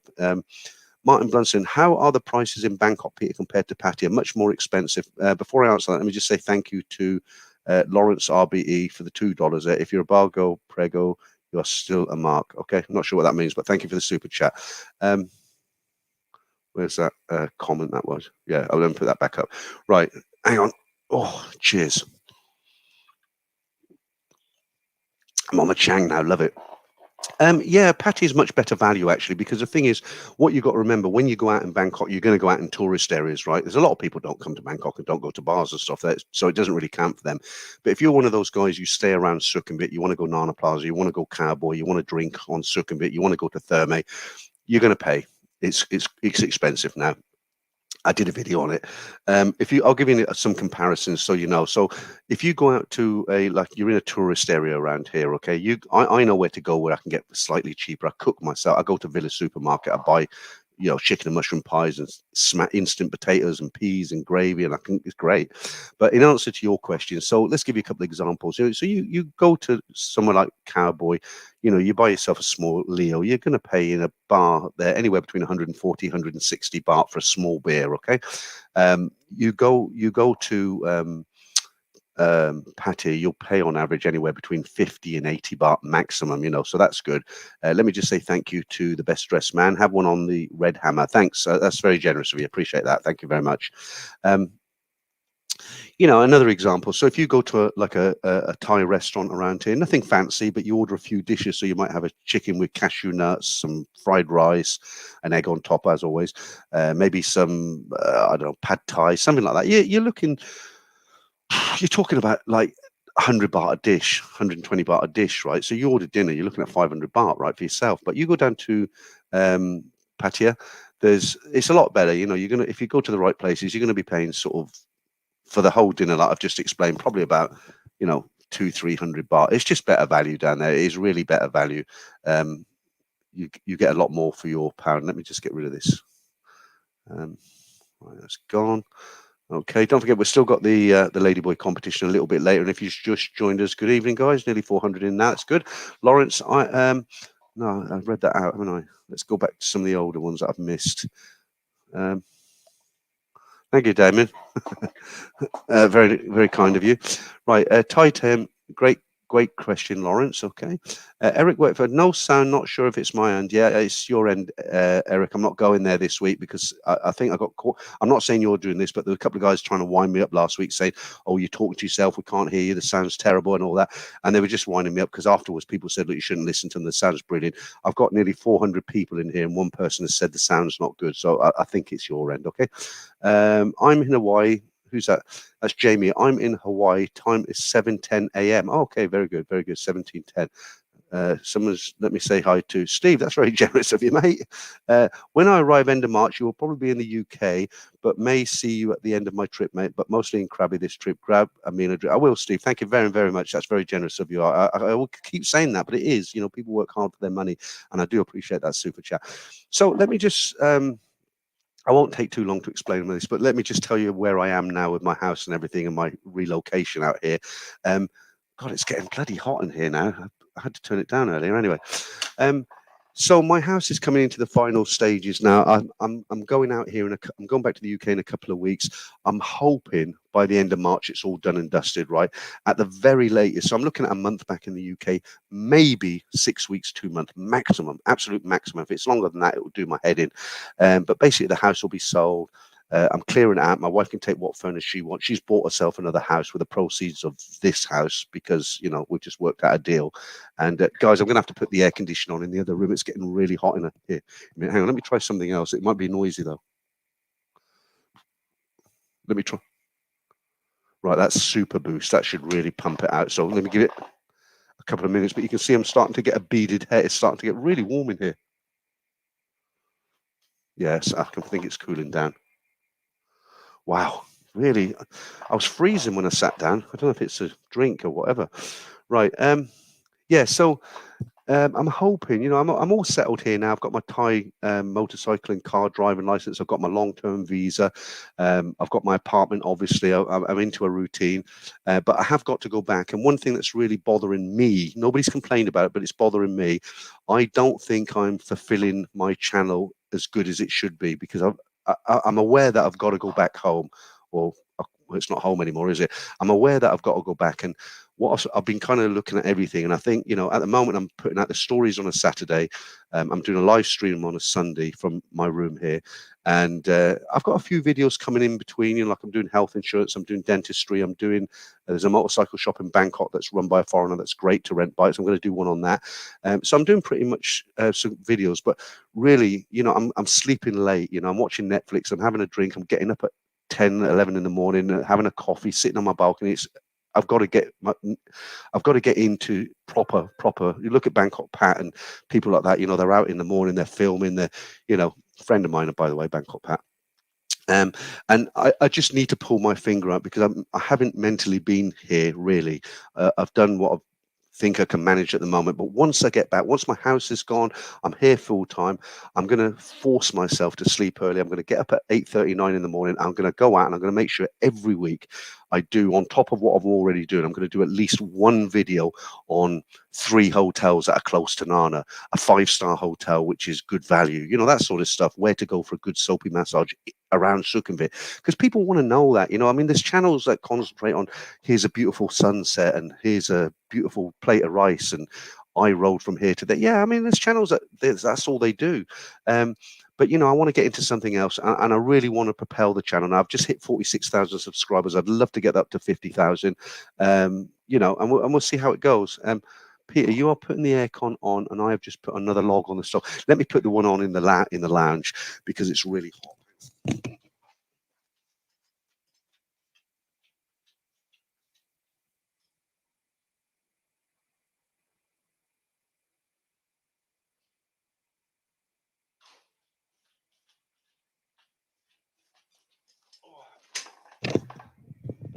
Yeah, that should really help a lot. What it is, when I start the stream, I'm always freezing. And as I get on, I don't know if it's because I get overexcited or emotional or whatever it is, but I get really hot. And what I do is I've got 2 rooms, so I keep this door open and I like to just have one aircon on. But it's got to the point now where the aircon here is not sufficient. What it might be, I've got a green screen behind me here, and that's stopping a lot of the cold air. Anyway, enough about my temperature. Is it Andreas? Try and get that up there. Super sticker, Andrew. Yeah, thank you, mate. Appreciate that. Very good. Very, very kind of you as well.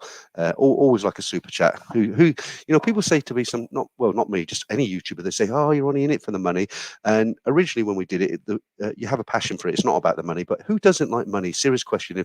If somebody come along to you and you're in the street and they give you £5 or $5, would you hate it? I don't think so. Right, okay. Paul Hoskin, a 4 a.m. live stream walk through Bangkok. Not much to see really at 4 a.m. is it, Paul? Everything's closed. Yeah, someone else just put another log on the fire there. I'll tell you what's taken off quite in a big way, but I think it's taken off because I'm quite cheap, and I do these one-on-one consultancies. Guys come out here and they've never been out here before and they just want to talk to me, So you can come on a stream and ask questions. If people send me emails, it's a lengthy email. And I've had guys write to me and they'll say, the email goes something like this. It will say something like, and they don't know me. They just write to me and say, "Oh, I'm coming out to Thailand on the 1st of next month. Please help me with the following." And there's a list. It's like, can you tell me a good hotel? What restaurants are around there? How much should I pay for a taxi from the airport? Where can I find girls like this? Which dating sites would you? A bloody list. And I'm like, I don't work for you, mate. I'll give you a tip. So these consultancies that I do, I can do them online like this, where I'm talking to you.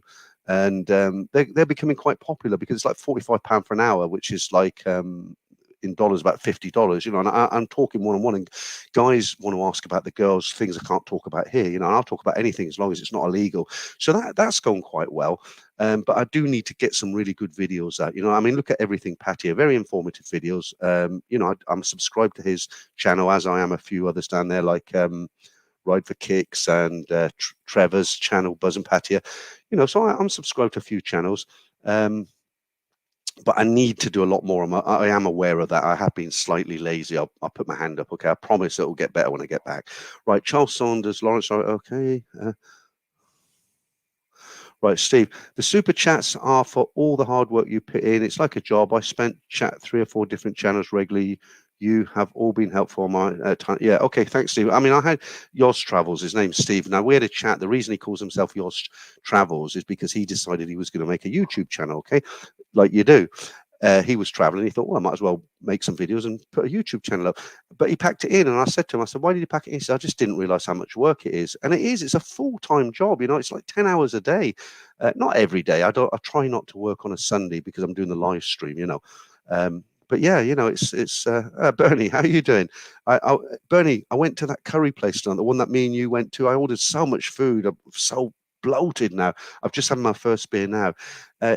In the house, enjoying the stream. Your short jumped in beach scene, living the best life. Definitely pinched a nerve. Yeah, I did a short where I was on the beach and I just pointing the camera at myself with a sea in the background. I basically said, why would I want to live anywhere else? And why would I? God, it's hot. Right. Alan HC, hi Peter. I know it's slightly off topic, but you owe us one of your ghost paranormal encounter stories one night. Yeah, I will do that one night. Thank you, Craig, for a super sticker there. $4. Thank you very much, Craig. That'll buy me a few beers. I do appreciate that. Right, should I tell you a quick ghost story? But the problem is when you tell ghost stories, people are like, yeah, he's made that up or it's not true. I'll tell you a really quick one. This happened when I was about 12 years old. I used to be, as boys are, in the 70s. I grew up in the 70s. I was a teenager. I was 12 years old. A couple of my friends and I, we used to go fishing to a kind of a pond. It was in the middle. You had to take your bike and cross over some fields to get to it. There were some pylons and all the rest of it. So we went fishing there one day, as we normally do, but we have to pass an old Victorian house. It was called Kirby Hall. It's in Northamptonshire. And they had a fire years ago. I think it was Kirby Hall. It might not have been Kirby Hall, somewhere else. But anyway, it's a small stately home. If you don't know what a stately home is, it's like where the gentry used to live, with the servants and stuff like that. So in order to get to this it's quite a big one. This pond was in the middle of like all these fields and forests. There was nothing around it except this kind of country house that hadn't been lived in for maybe, I don't know, 100 years, 80 years, 50 years, I don't know. But my friends, before I carry on with this, thank you, Dick. That's very nice of you. Dick, keep up the great work. Thank you very much, Dick. Dirk, sorry. You sent me a super chat. I'm calling you the wrong name, Dirk. Thank you. So this, and this is true, guys, honestly. So we went fishing and we have to pass this old Victorian, I don't even know if it's Victorian, this old stately home, but it's small, And I wasn't interested in history then. I didn't know nothing about it. So we used to pass it when we went fishing. Well, on this particular day, it was a Sunday or something like that, the two guys I was with, and we were only 12 and 13, So the two guys I was with, about 5 o'clock, it was in the summer, was it summer? Because it got dark about 9. Yeah, it was probably summer. The two guys I was with, the two boys I was with, two boys I was with, about 5, 6, something like that. They said, oh, we've got to go home and whatever. And I'm like, well, I got nothing to go home for. What, your 70s TV, who the hell wants to watch that? And we only had one TV and, the head of the household took over it. You didn't get to watch anything. So I said, well, I'll stay. And I carried on fishing and it started to get dusk, not dark, but just dusk. The sun had gone down and it was getting like that. And so I thought I better head back. And as I was heading back, I never really looked at this house before, but I looked. And on the top floor, there was a little girl. She was waving at me. And I didn't think nothing of it. I just waved back to her. I thought she dressed a bit funny, but that was it. I didn't think nothing of it. And must have been like 2 weeks later, I was talking to my older brother, who I don't talk to now. And I was telling him about this encounter. I don't know how it came up, but I said, yeah. I said, because somebody said it's closed or something like that. I said, no, people live there because I seen a little girl. She waved at me, and he was like, no, it had a fire. Anyway, cut a long story short, he took me there in his car. We walked across a couple of fields, went in there, derelict. Right, sure enough, walked in. There was no second floor. The wooden floor was gone. So you had an upstairs window, but there was no way to access the window. So you tell me. That was one of 3 encounters I've had in my life. Right. Someone will be coming on this channel right about Thailand. He said, what the hell is this guy talking about? Damon again. Peter, did you get to do a live stream with Franco? I did. I did mention that at the beginning, Damon. I think you must have gone for a beer or something.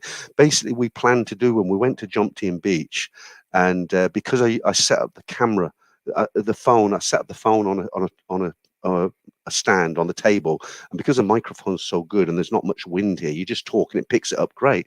And on the day that I went with Franco, it was just too windy. It was all the umbrellas were like shaking with the noise of the wind, and we couldn't do it. And I was gutted really. And Franco really wanted to do it, so not this time. Mr. Boatman 46, thank you very much for that, mate. I appreciate that. That's very nice of you. How long have we been going now? Nearly an hour and a half. Right. Innovations, that was a great story. The thing is, innovations, when you tell stories like that, people tend to think you're making them up, and because people do make up stories, but it is honestly, that was a true story. Um, right. George, Peter, why don't you talk about your brother? Is there a story you're willing to share? Nothing really. I mean, we're not real brothers. We were adopted. Um, my parents who brought me up couldn't have children, so they adopted three children. I was one of them, obviously, my brother and my sister. So we were totally unrelated, and we just I used to go around and see him. He's a typical. I don't want to say it in case I offend anybody, okay? But we're not the same character. We don't. We're not. He won't even eat foreign food. Right? If you say, "Oh, have you tried this?" He's, "Oh no, I don't eat foreign food." He won't even eat a kebab. He won't even order Chinese food. It's got to be pie and mash, or you know, chips and whatever. He's really like that. And we were talking one day, and he was talking down to me, and I just stood up one day. I said, "You know what? You can," and I walked off. I haven't spoken to him since. He hasn't contacted me. So there's no blood loss. So there's no blood relation. Um, do you know what I'm really happy about? Yeah, because a lot of siblings, they hate each other. They don't talk to each other. My sister, who wasn't my real sister, we were at each other's throats. We were nasty. We were really nasty to each other. We used to do things to each other that were nasty. I'll give you an example. When we were growing up, maybe she's only a year younger than me. So when I was maybe 12 and she's 11, or I don't know, 13 and 12, do you remember records, right? You had a record player, a standalone record player, and you had eight, was it 7-inch singles and stuff? And the very first single I ever bought was Whiskey in the Jar by Thin Lizzy. I didn't even like it. I don't know why I bought it. Anyway, I had one record and a record player. And I did something to upset my sister. So she took a pair of scissors and she scratched this Whiskey in the Jar thing. So what did I do? I went into her room. I got all her dolls. And I cut their heads off with scissors. Well, we were nasty. But what I was going to say to you, what I'm really happy about, my two daughters, they're like best friends. They get on like a house on fire. I mean, they really are like really good friends. And it's so unusual in England for siblings to get on that well. They go to Birmingham together, and go out to clubs and stuff. One will help each other with their work, if they've got jobs to do, and they get on really well. They're like friends. I hear them talking upstairs. They're like two girlfriends, not sisters. I'm really happy about that. Um,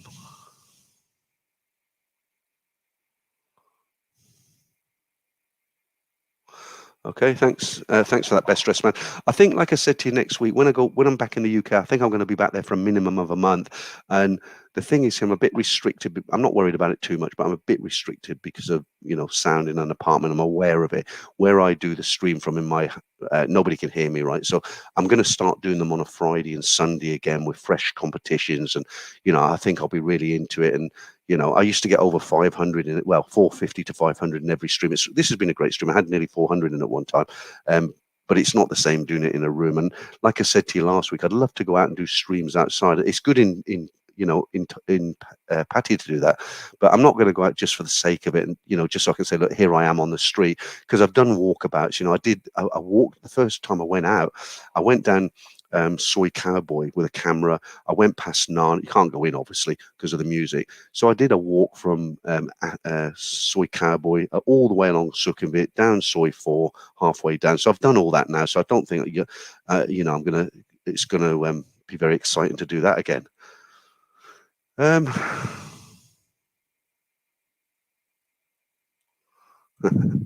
yeah, it's funny how people remember that story about the 100 baht for your lunch.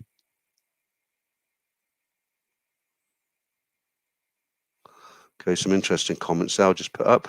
Jesse Hughes, if I can, I'm just going to move to Thailand. The price of food here in America is crazy. 1 kilogram of fruit, 3 pieces, 50 baht in Thailand. For the same in the US, it's over $26. Yeah, I've noticed that. And once you get into the local scene here, you go to a supermarket and you buy, say, small oranges. I can't remember what they were. I bought I think it was 4 or 5 oranges, and I think they were 140 baht. Well, these vans with the speakers on them that I don't like. There's one that comes down here nearly every day, and they've got fruit on the back, big bag of tangerines or oranges like that. And I asked her in Thai, I said, how much for them? And she says, 1 kilo is 70 baht. So we'll give us a kilo. And then she had some beautiful black grapes, seedless, big thing of black grapes. I said, how much are they? And she said, um, 100 baht a kilo. And I said, oh, it's too much for me. I can't eat all them. She said, half a kilo? And I said, yeah, brilliant. So I took half a kilo. Manal, you know, the limes, what I do now, every day I cut a lime in two and I squeeze it and I drink the lime juice with a bit of water. It's awful, but it's really good for your body. And yeah, once you live here and you start getting into it a little bit more, you stop going to supermarkets for certain things. You start buying them where the Thais buy them.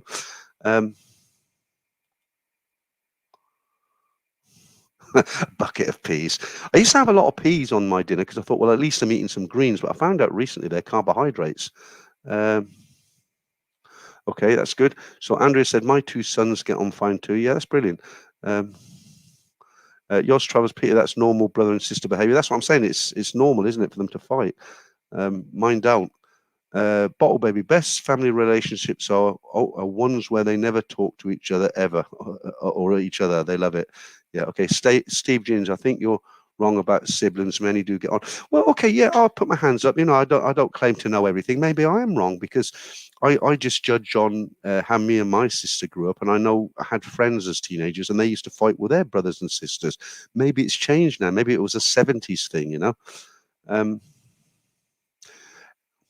Marvin, did I thank you for that already? I think I did. I tell you a good movie. I'm going to go off topic again now. I tell you what, I watched one of my favorite. There's a lot of movies from the '60s that I like. You know, I don't like these. I don't like all these sort of. I do like some modern. I was just thinking of something funny there. You know the porn. The porn. Let me write so I don't forget this because I'm like, you know, the porno actor Ron Jeremy. Ron Jeremy. Well, he's just been committed to a mental hospital, hasn't he? And it's like a prison, right? But you know, when people they make up funny names, don't they? You know, when they make porno movies. I hope I don't get in trouble with YouTube with this. Like, remember Private Ryan, Saving Private Ryan? There was an X-rated one. It was called Shaving Private Ryan, right? So they come out with these kind of names of movies, but they're slightly changed for porn. Now, Ron Jeremy's in jail, and I'm thinking to myself, what movie are they going to make about it? And I was trying to come up with names of movies, that real movies, but with a kind of XXX certificate on them that he would fit into. And the best one I could come up with was, because he's in prison, was the Longshank Redemption. I thought that was pretty good myself. What I was going to say to you, I watched a brilliant movie. I've watched it at least 5 times in my life, and I really like it. It's The Graduate with Dustin Hoffman. You know, Mrs. Robinson. I forget her real name, Anne something or other. She was married to Mel Brooks at the time, actually, and it's that line where you know, she's so clever, where he's saying, "Oh, you're trying to seduce me," and she's like, "I'm not trying to seduce you." And then there's a pause, and she says, "Are you trying to tell me? Would you like me to seduce you? Is that what you're trying to tell me?" Brilliant movie, brilliant movie. Right, Vashi. Why not record a walk and play the vid in the background as you live stream and point things out from time to time? Yeah, the problem is with that, you go from 5G to 4G, and what happens is you lose the picture. It goes pixelated. You get the little white wheel. If I go outside and I sit down and I'm stationary, then it's fine. Somebody said to me, if you turn off 5G and just go on 4G, that's good enough. But for some reason, I can't turn mine off. What happens is I can turn it off, but it'll put me on 3G, because 4G and 5G are on the same band on my phone, and it'll put me on 3G, and 3G is not enough to do a live stream. But hold your horses, I am going to be doing some interesting stuff. It's not just going to be live streams from a room and stories, but those stories do really well. I went, you know, last night on my new 55-inch TV. Let me just say thank you to Charles Saunders. Yeah, thank you for that. Very, very generous again. Always like a good super sticker there. $9.99, $10. I bet it was $10, but YouTube took their cut. But thank you. So, you know, I was watching, because you can watch YouTube on your TV, right? I just bought this new TV, and I was going through all my videos, because you're not watching them. I just want to see how many viewings they had. You know, the stories. Some of them have had 50,000 viewings. You know, so they are quite popular. Whereas some of the serious videos I made, you know, that I thought would do well, they've had 2,000 or 3,000. You know, the highest ranking video I've got out there. I've got over 400 videos on the channel now, and the highest number of views is a video called 20 Things You Shouldn't Do in a Go-Go Bar. That's done like nearly 700,000. And then the one below that is the one about Nat, the cartoon we did, remember? But you know, you never know which videos are going to do well and which aren't. Jess, Ron Jeremy looked like Mario from Super Mario Brothers for some reason. Him saying it's Mia Mario. Yeah, the thing about Ron Jeremy is he's just such an ugly guy, isn't he? You know, he's covered in body hair. He's got that tash, that moustache, that long frizzy hair. He's short, and you know, I remember watching a documentary about porn, and this girl she didn't know who was going to be a partner. She said, she's not Ron Jeremy, is it? She said, I'll go with anybody, but not Ron Jeremy. He's so greasy and dirty looking. And he walked through the door, and she stood up and says, I'm not working with him. Right. Debbie does Patia. Yeah, okay, let's have a few more of these. Let's see if we can get some good ones in. You know the sort of names I'm doing. I can't think of another one other than Shaving Private Ryan. Right,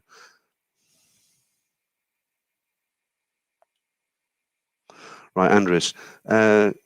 Cliche, but lots of divorced middle men, age moving men onto to Thailand from Western countries. I'm one of them. Yeah, I mean, there is a lot of guys who move out here. But what winds me up is when I had a Western woman leave a comment on because I could see a picture and a name, and she said something along the lines, "I'm glad all you guys are getting cheated by these girls. You deserve what you get. You're all perverts. Go with these young girls." And you can see in the comments, probably about 3 days ago, you can see what I wrote back. But you know, I write back and I put down, I said, the people who said normally the people 9 times out of 10, the people who leave comments like this are Western women, and the reason we come out here is to get away from people like you because of your stereotype. And I said in my comment, I said most of the older guys out here, they partner up with girls between 35 and 45. I'd love to know where you're getting your information because you've mentioned the young girls 3 times in your comment. You know, absolute rubbish.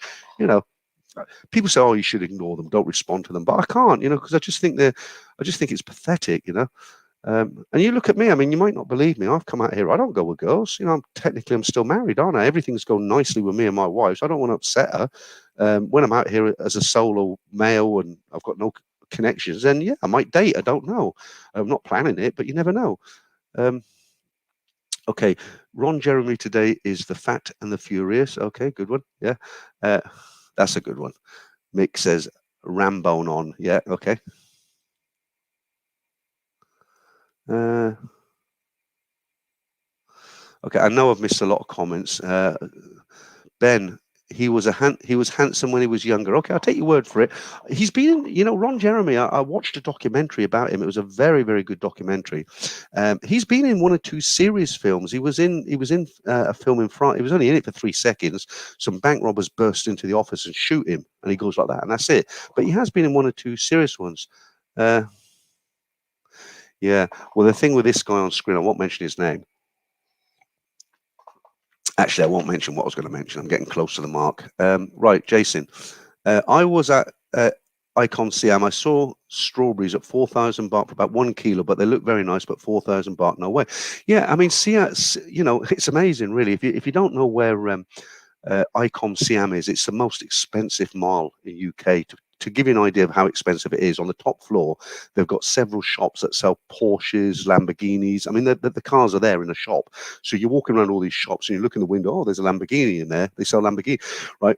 But if you go downstairs, it's amazing because the fruit, for instance, and this is what I know, is the apples, they actually polish every apple. And when they put them nicely, and there's a lot of apples, you know, we're not talking about 3 or 4 apples, you're talking 100 odd apples, a big apple stand. You know, the stalk at the top of the apple, they're all perfectly stood in line and up straight. So when they make that display, they polish every apple, they stand it so the stalk is up. And it's like, you know, you're going to pay for that, aren't you? It's somebody's time.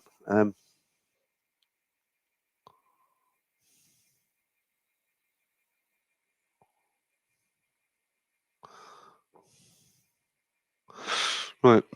Uh,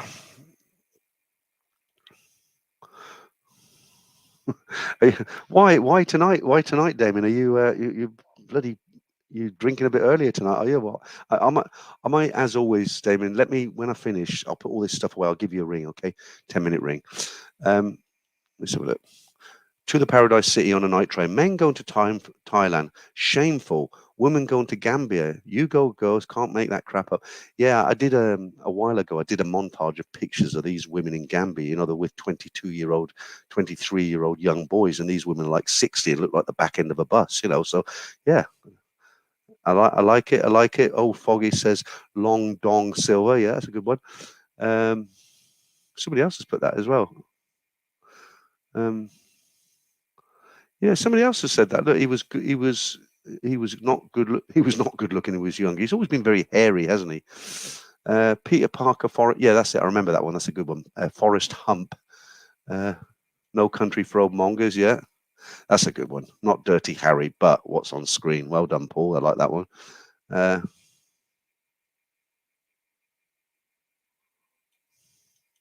that's very clever, Damon. Yeah, okay. I won't read that out, but you can see it on screen. Someone else saying Forrest Hump. Uh,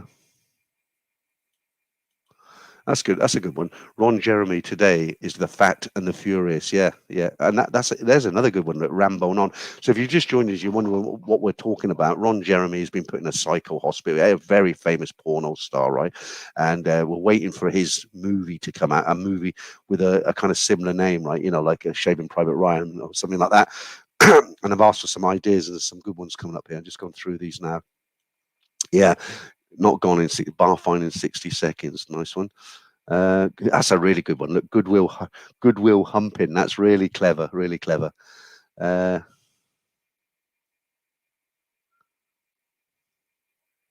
okay, I don't want to get tied up with this. I'd love to meet Debbie in Pattaya. Debbie does Dallas. She must be. I mean, when she in the 70s, she was probably 25. So she's got to be on. She's got to be knocking on now. She'll be older than me. Do you know what I can't understand about Ron Jeremy? I mean, you know what he's famous for. You know how many movies he's been. You know how many girls with, and you know what he was accused of. I don't want to say the word here, but did he really go out and do that? You know, it's just really weird. Um,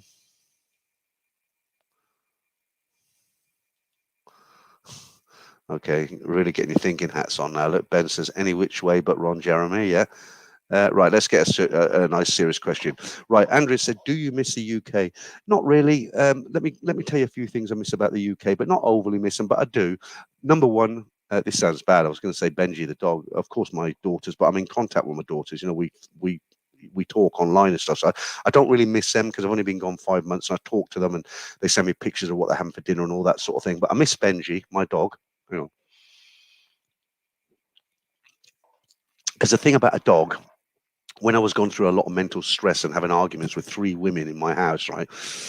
My dog never argued with me. Why? Because he can't speak. But he never argued with me. He's always my best friend, right? So when I come home, I was really stressed out having arguments every day.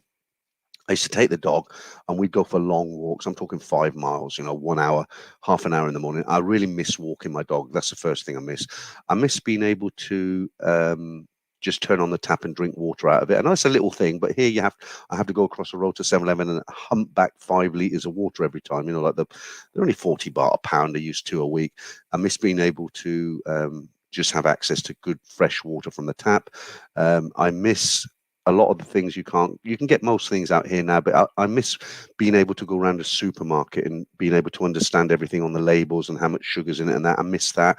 I miss being able to buy things on Amazon and understanding the listings. When you buy on Lazada, you can do it in English, but a lot of the time, a little bits in English, like the title and the main description, and the rest of it, what comes in the box and everything's in Thai. So I miss that.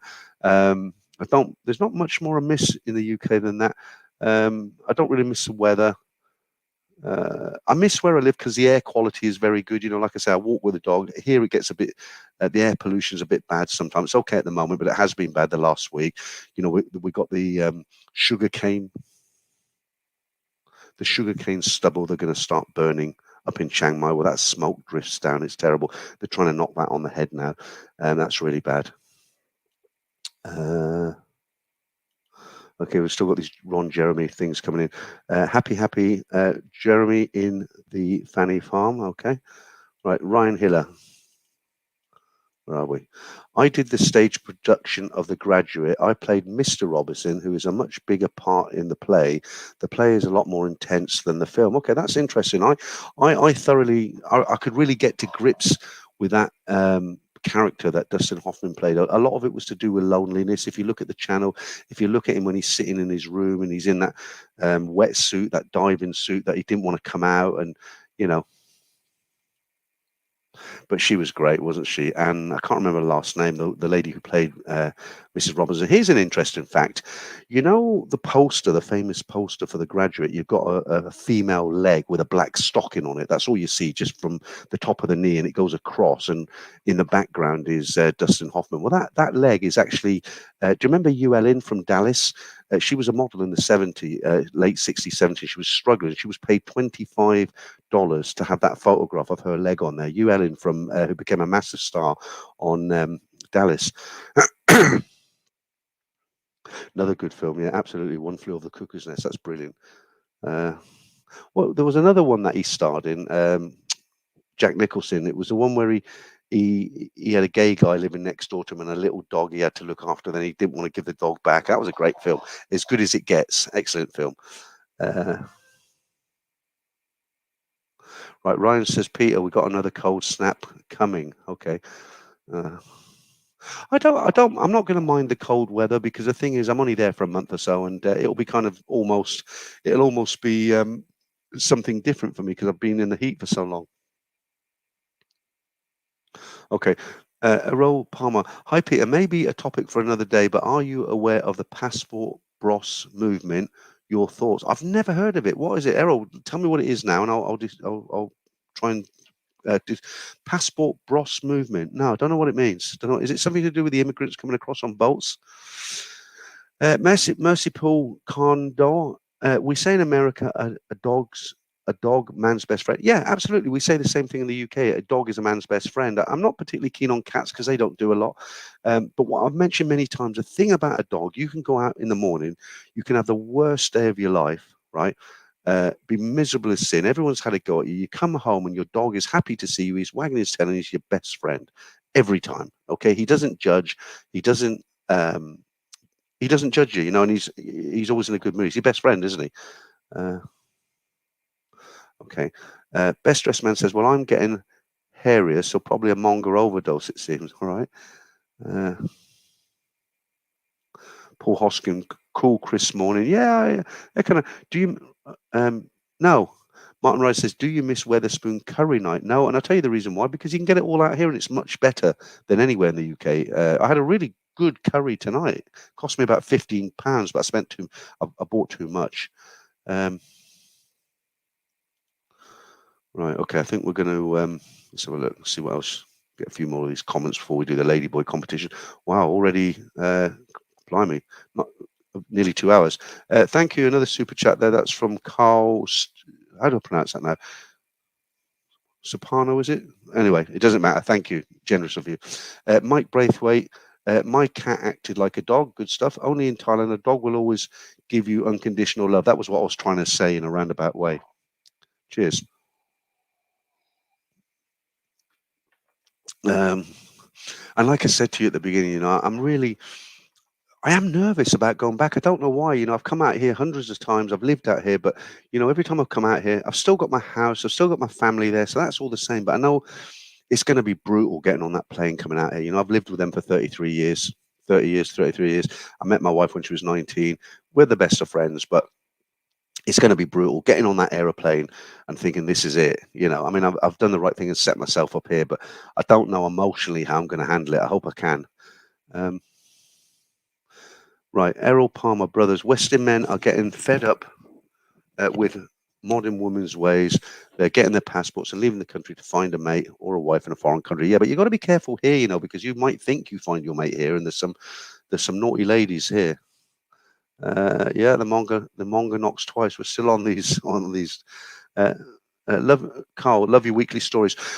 Carl, I'll tell you something. Them stories that I read out on the channel, they're actually a lot of work. I've mentioned it a lot of times, but they've been my bread and butter for the last 3 years. 3 years on my channel. I hit 46, just over 46,000 this morning, which is incredible. For an old guy who sits in front of a camera and does the odd video outside, to hit 40,000, 46,000 subscribers. I mean, it's incredible. I can't believe it myself. But I started doing those stories because I got caught in England with COVID. I did a few from memory, and then people said, "Oh, I've got a story. Can I send it in?" And it just built from there. But I'll tell you what I've noticed. I think I said this last week. You know, the first guy to ever tell stories was Simon from the Land of Smiles. He did it all from memory. Very good storyteller, much better than me. I'll put my hands up. Um, but what I've noticed now, there are people who are jumping on the bandwagon. There's a popular YouTuber in Pattaya who's starting to tell stories. He never used to. He's got a great channel. It's very informative. He doesn't need to tell stories, but he's suddenly telling these stories, right? I don't know why. Okay, there's a few other people who I won't name, but there's one guy who's completely copied my format, including thumbnails. All right, I won't mention him either. But I just noticed there's a lot of people who are getting into the stories, and I've done them for 3 years. They're all real. They're all genuine. I don't change them. I edit them a little bit. Like somebody in England might say, I went out to Walking Street with my mates. Well, someone in Holland's not going to understand that, are they? My mates. The Australians use a lot of slang as well, so I have to change a lot of that. I'm going off topic now. But yeah, the stories have been really good, and I enjoy hearing them, but they do take me about 10 hours to complete from the moment I take it from the email into a Word document, edit it, rehearse it. You watch the 30-minute video and you think he's a good storyteller. I'm really not, guys. I have to edit all the mistakes out. Right, Scott G, have noticed that other YouTubers are also telling stories, but I think you do the best. Thanks, Scott. I mean, I just mentioned that.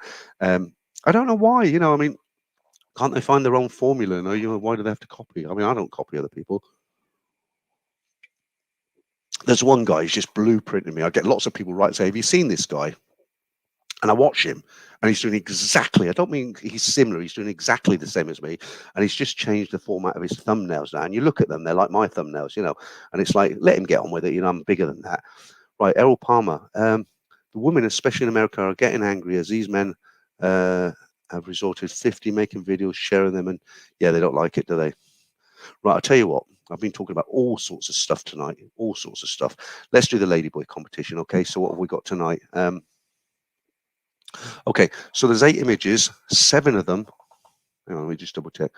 Yeah, 8 images, 7 of them are ladyboys. Okay, there's only one lady, and I want to know which number is the real lady. Okay.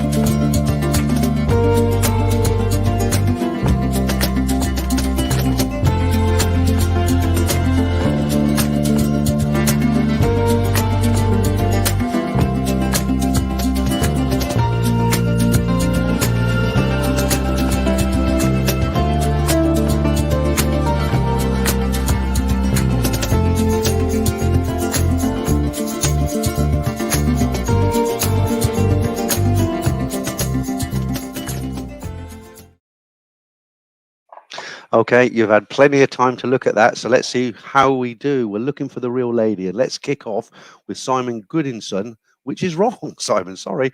Let me just make sure I get, because I've got a couple of competitions lined up, make sure I got this right. Right, okay, I can read that quickly now. Right, let's go on. Richard Woolley, no. RGR Online, well done, mate. You got it right. Scott G, no. Isles of Sakindix, good name, no. Martin Ryder, no. Leeds, no. 4K Chill Vibes, no. Mark Hanley, sorry, 4 Chill Vibes, you got it right. Mark Hanley, you got it wrong. Tommy G, no. Vashi, no. Only in Thailand, yes, well done. Tron Roger, yes, you got it right. RUX4, no. Gray Louch, is it? No. Robert, no. No Name, no. Mike Jones, no. Dave Stewart, no. Chris, well done to you. You got it right. Keenock, no. George, no. Brian Street, no. Brian. Eric Whitfield, no. Simon Mays, no. Alpha Retta Jim, I never get that out. You got it right. Well done. Jess Hughes, no, sorry, mate, not that one. Mick the Leg, no, what a name. Real Deal TV, well done to you. You got it. David, you got it wrong, unfortunately. Damien, no, I'm worried about you, mate. Nomio Inspector, no. Nick S, no. Rio Rennie, no. Marvin Northhouse, no. Yours Travels, no. Franco, he's still up, well done. No. Mike Sands, no. Wayne BG's Acoustic 10, that's a name and a half, no. Ricardo, no. Real Rennie, no. Alex Curtin, yes, well done. Rumble, no. More than like, no. Thai Billy Boy, no. Michael DiCaprio, hi. Paul Scratch, no. Stephen Roberts, yes, well done to you. You got it right. You know your lady boys this week. Any more for any more? No strings, yes. Right, let's just do the right answers. That's gone on a bit. No strings, you got it right. Any more right answers?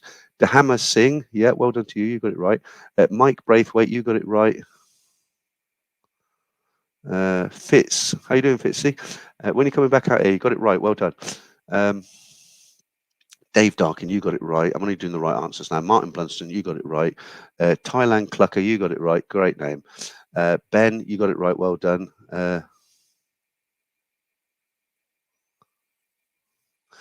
Primo Patia Sin City, thank you for that. Andrew's Real World, you're still with us, Andrew. Well done.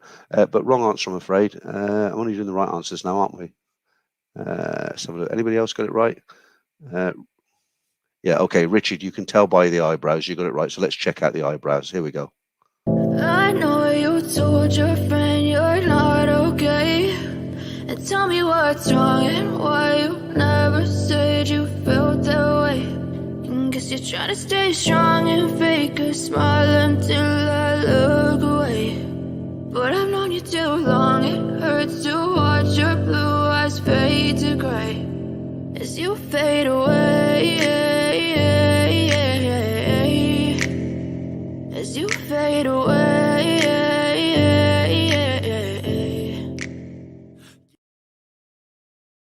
There you go. Not easy, but that's a good point about the eyebrows. Okay, look, guys, we've been going just about 2 hours now. I'll tell you what I'm going to do. I'm going to do the Monga Minute again for those who came in late, because we've still got over 350. And I'll do the Monga Minute now.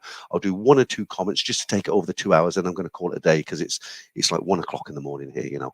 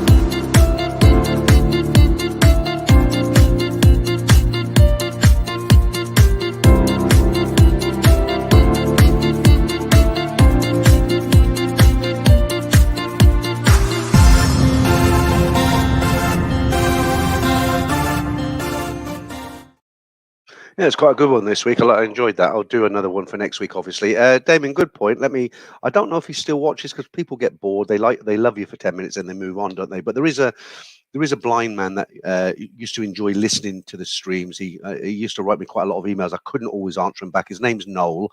I don't know if he still listens to the stream or listens to the story. I would imagine he still listens to the story, because if you're blind, you're limited on some of the things you can do, and listening to stories is one of the things you can do. So Noel, if you hear this, I haven't mentioned you for a few weeks. If you hear this, thanks for watching. I'm glad everything's good with you. I haven't answered all your emails because I've been extremely busy, but we haven't forgotten you. Okay. Right, okay. Let me just read a few of the later comments out. Right, no name, best manga minute for me. Yeah, okay. Okay. Yeah, David. You're into your lady boys, are you then, David? No harm with that. Thai Billy Billy Boy, can we check the power bulge video again for earlier, Peter? Yeah, I did take a look. I'm not sure. It could be that she's very unshaven down there. That could be what it is. But I didn't notice anything like really obvious. Peter Parker, Bangs of New York. That's a good one actually. Better like Gangs of New York. Mick the Leg. For some people, that manga minute is time to soil some socks. Blimey. It's not very strong though, is it? You know, you got to with YouTube. I've got my own rule. I figure if you can see it on a public beach, they can't ban it, right? Um, I've only ever had one thumbnail taken down by YouTube ever in 3 years. People often ask me, they say, where do you get them thumbnails from? Because obviously I don't steal them from YouTube. I know some people who do from Google, and I do pay a license fee, okay? And people ask me, where do you get them? Well, I'm not going to tell you where I get them because you could be my competition, couldn't you? Just enjoy the thumbnails. Uh, yeah, not bad, Paul. Right, okay, look, guys, it's just over 2 hours now. Martin Blunstone, will you show us your house when you leave? I will. Do you know, I don't know if I can do it because it's going to be so emotional. You imagine, I've had my house for 18 years. My daughter, we came from Thailand. My wife and me were living here. We decided to go back to England in the year 2000. My kids were very young, I think 3 and 5, something like that. I used to have a swimming pool in the garden, picked them up from school every day, decorated their rooms, put them in bunk beds, then a sofa and movie nights. And, when you grow up, you know what it's like. It's very emotional, and when it's all gone and she's in the van waiting to move to her new house and I'm in an empty house, I'm going, well, here I am, I'm in my house. I don't think I could do it. I'll probably get a tear in my eye, to be honest with you. What I might do is film it all and where I used to do the streams from, and then do a talk over it. Because if I get emotional, I can just pause it and get a paper towel and dry my eyes, and then come back to it. The only video I've ever really had difficulty doing because of emotions was I read a story out, and you can look this up on Australian news feeds. But there was a guy, he met the love of his life here in Thailand. She wasn't a bar girl. What it was, a lot of you lot will remember. I'm going to go soon. I'll just tell you this one very, very quickly because it's very sad. So there was an Australian guy. He was looking for love. He had a young son. He came out here. He did the bars for a little while, but he met a girl. I can't remember the exact circumstance of it, but what it was, she was with a Thai guy, and this Thai guy was basically slapping her around, right? So she ran away, and she was kind of friends with this guy, and basically the guy wanted to move from Bangkok because he decided it wasn't his thing, and he moved up to where was it he moved to? It wasn't a tourist area, too much of a tourist area. I think it was not Chiang Mai, but somewhere up that way, And he said, well, look, I'm moving with my son. We're going to take this house. You're welcome to take a room. And they became lovers. I know that's an old-fashioned word, but they did. And they fell in love, and the relationship worked. She really loved him, and he loved her, and she was a really nice girl. Anyway, eventually he got her back to Australia, and the Australians a lot of water, right? They love their the beach life. And one evening he took her out in the boat, and a storm developed, and the boat capsized. He managed to survive, but she drowned. They were in the water for about 4 hours. He was strong. He got airlifted out, but she died. And I read the story out, and he put some words on the end of it, like, "So, my darling, if you'd have lived longer." I can't remember exactly what it was, but I had to tell that story 6 or 7 times because when I got, even now, I'm getting a bit. When I was reading it, I was okay, but it was the last sort of 30 seconds when, I said, and then she died. And then he comes in, he says, if you'd have been around, my darling, thank you for this and being my love. And you might have seen it, but I started to well up. My eyes actually got tears in them. And the second time I read it, I actually had a tear running down. I had to stop it.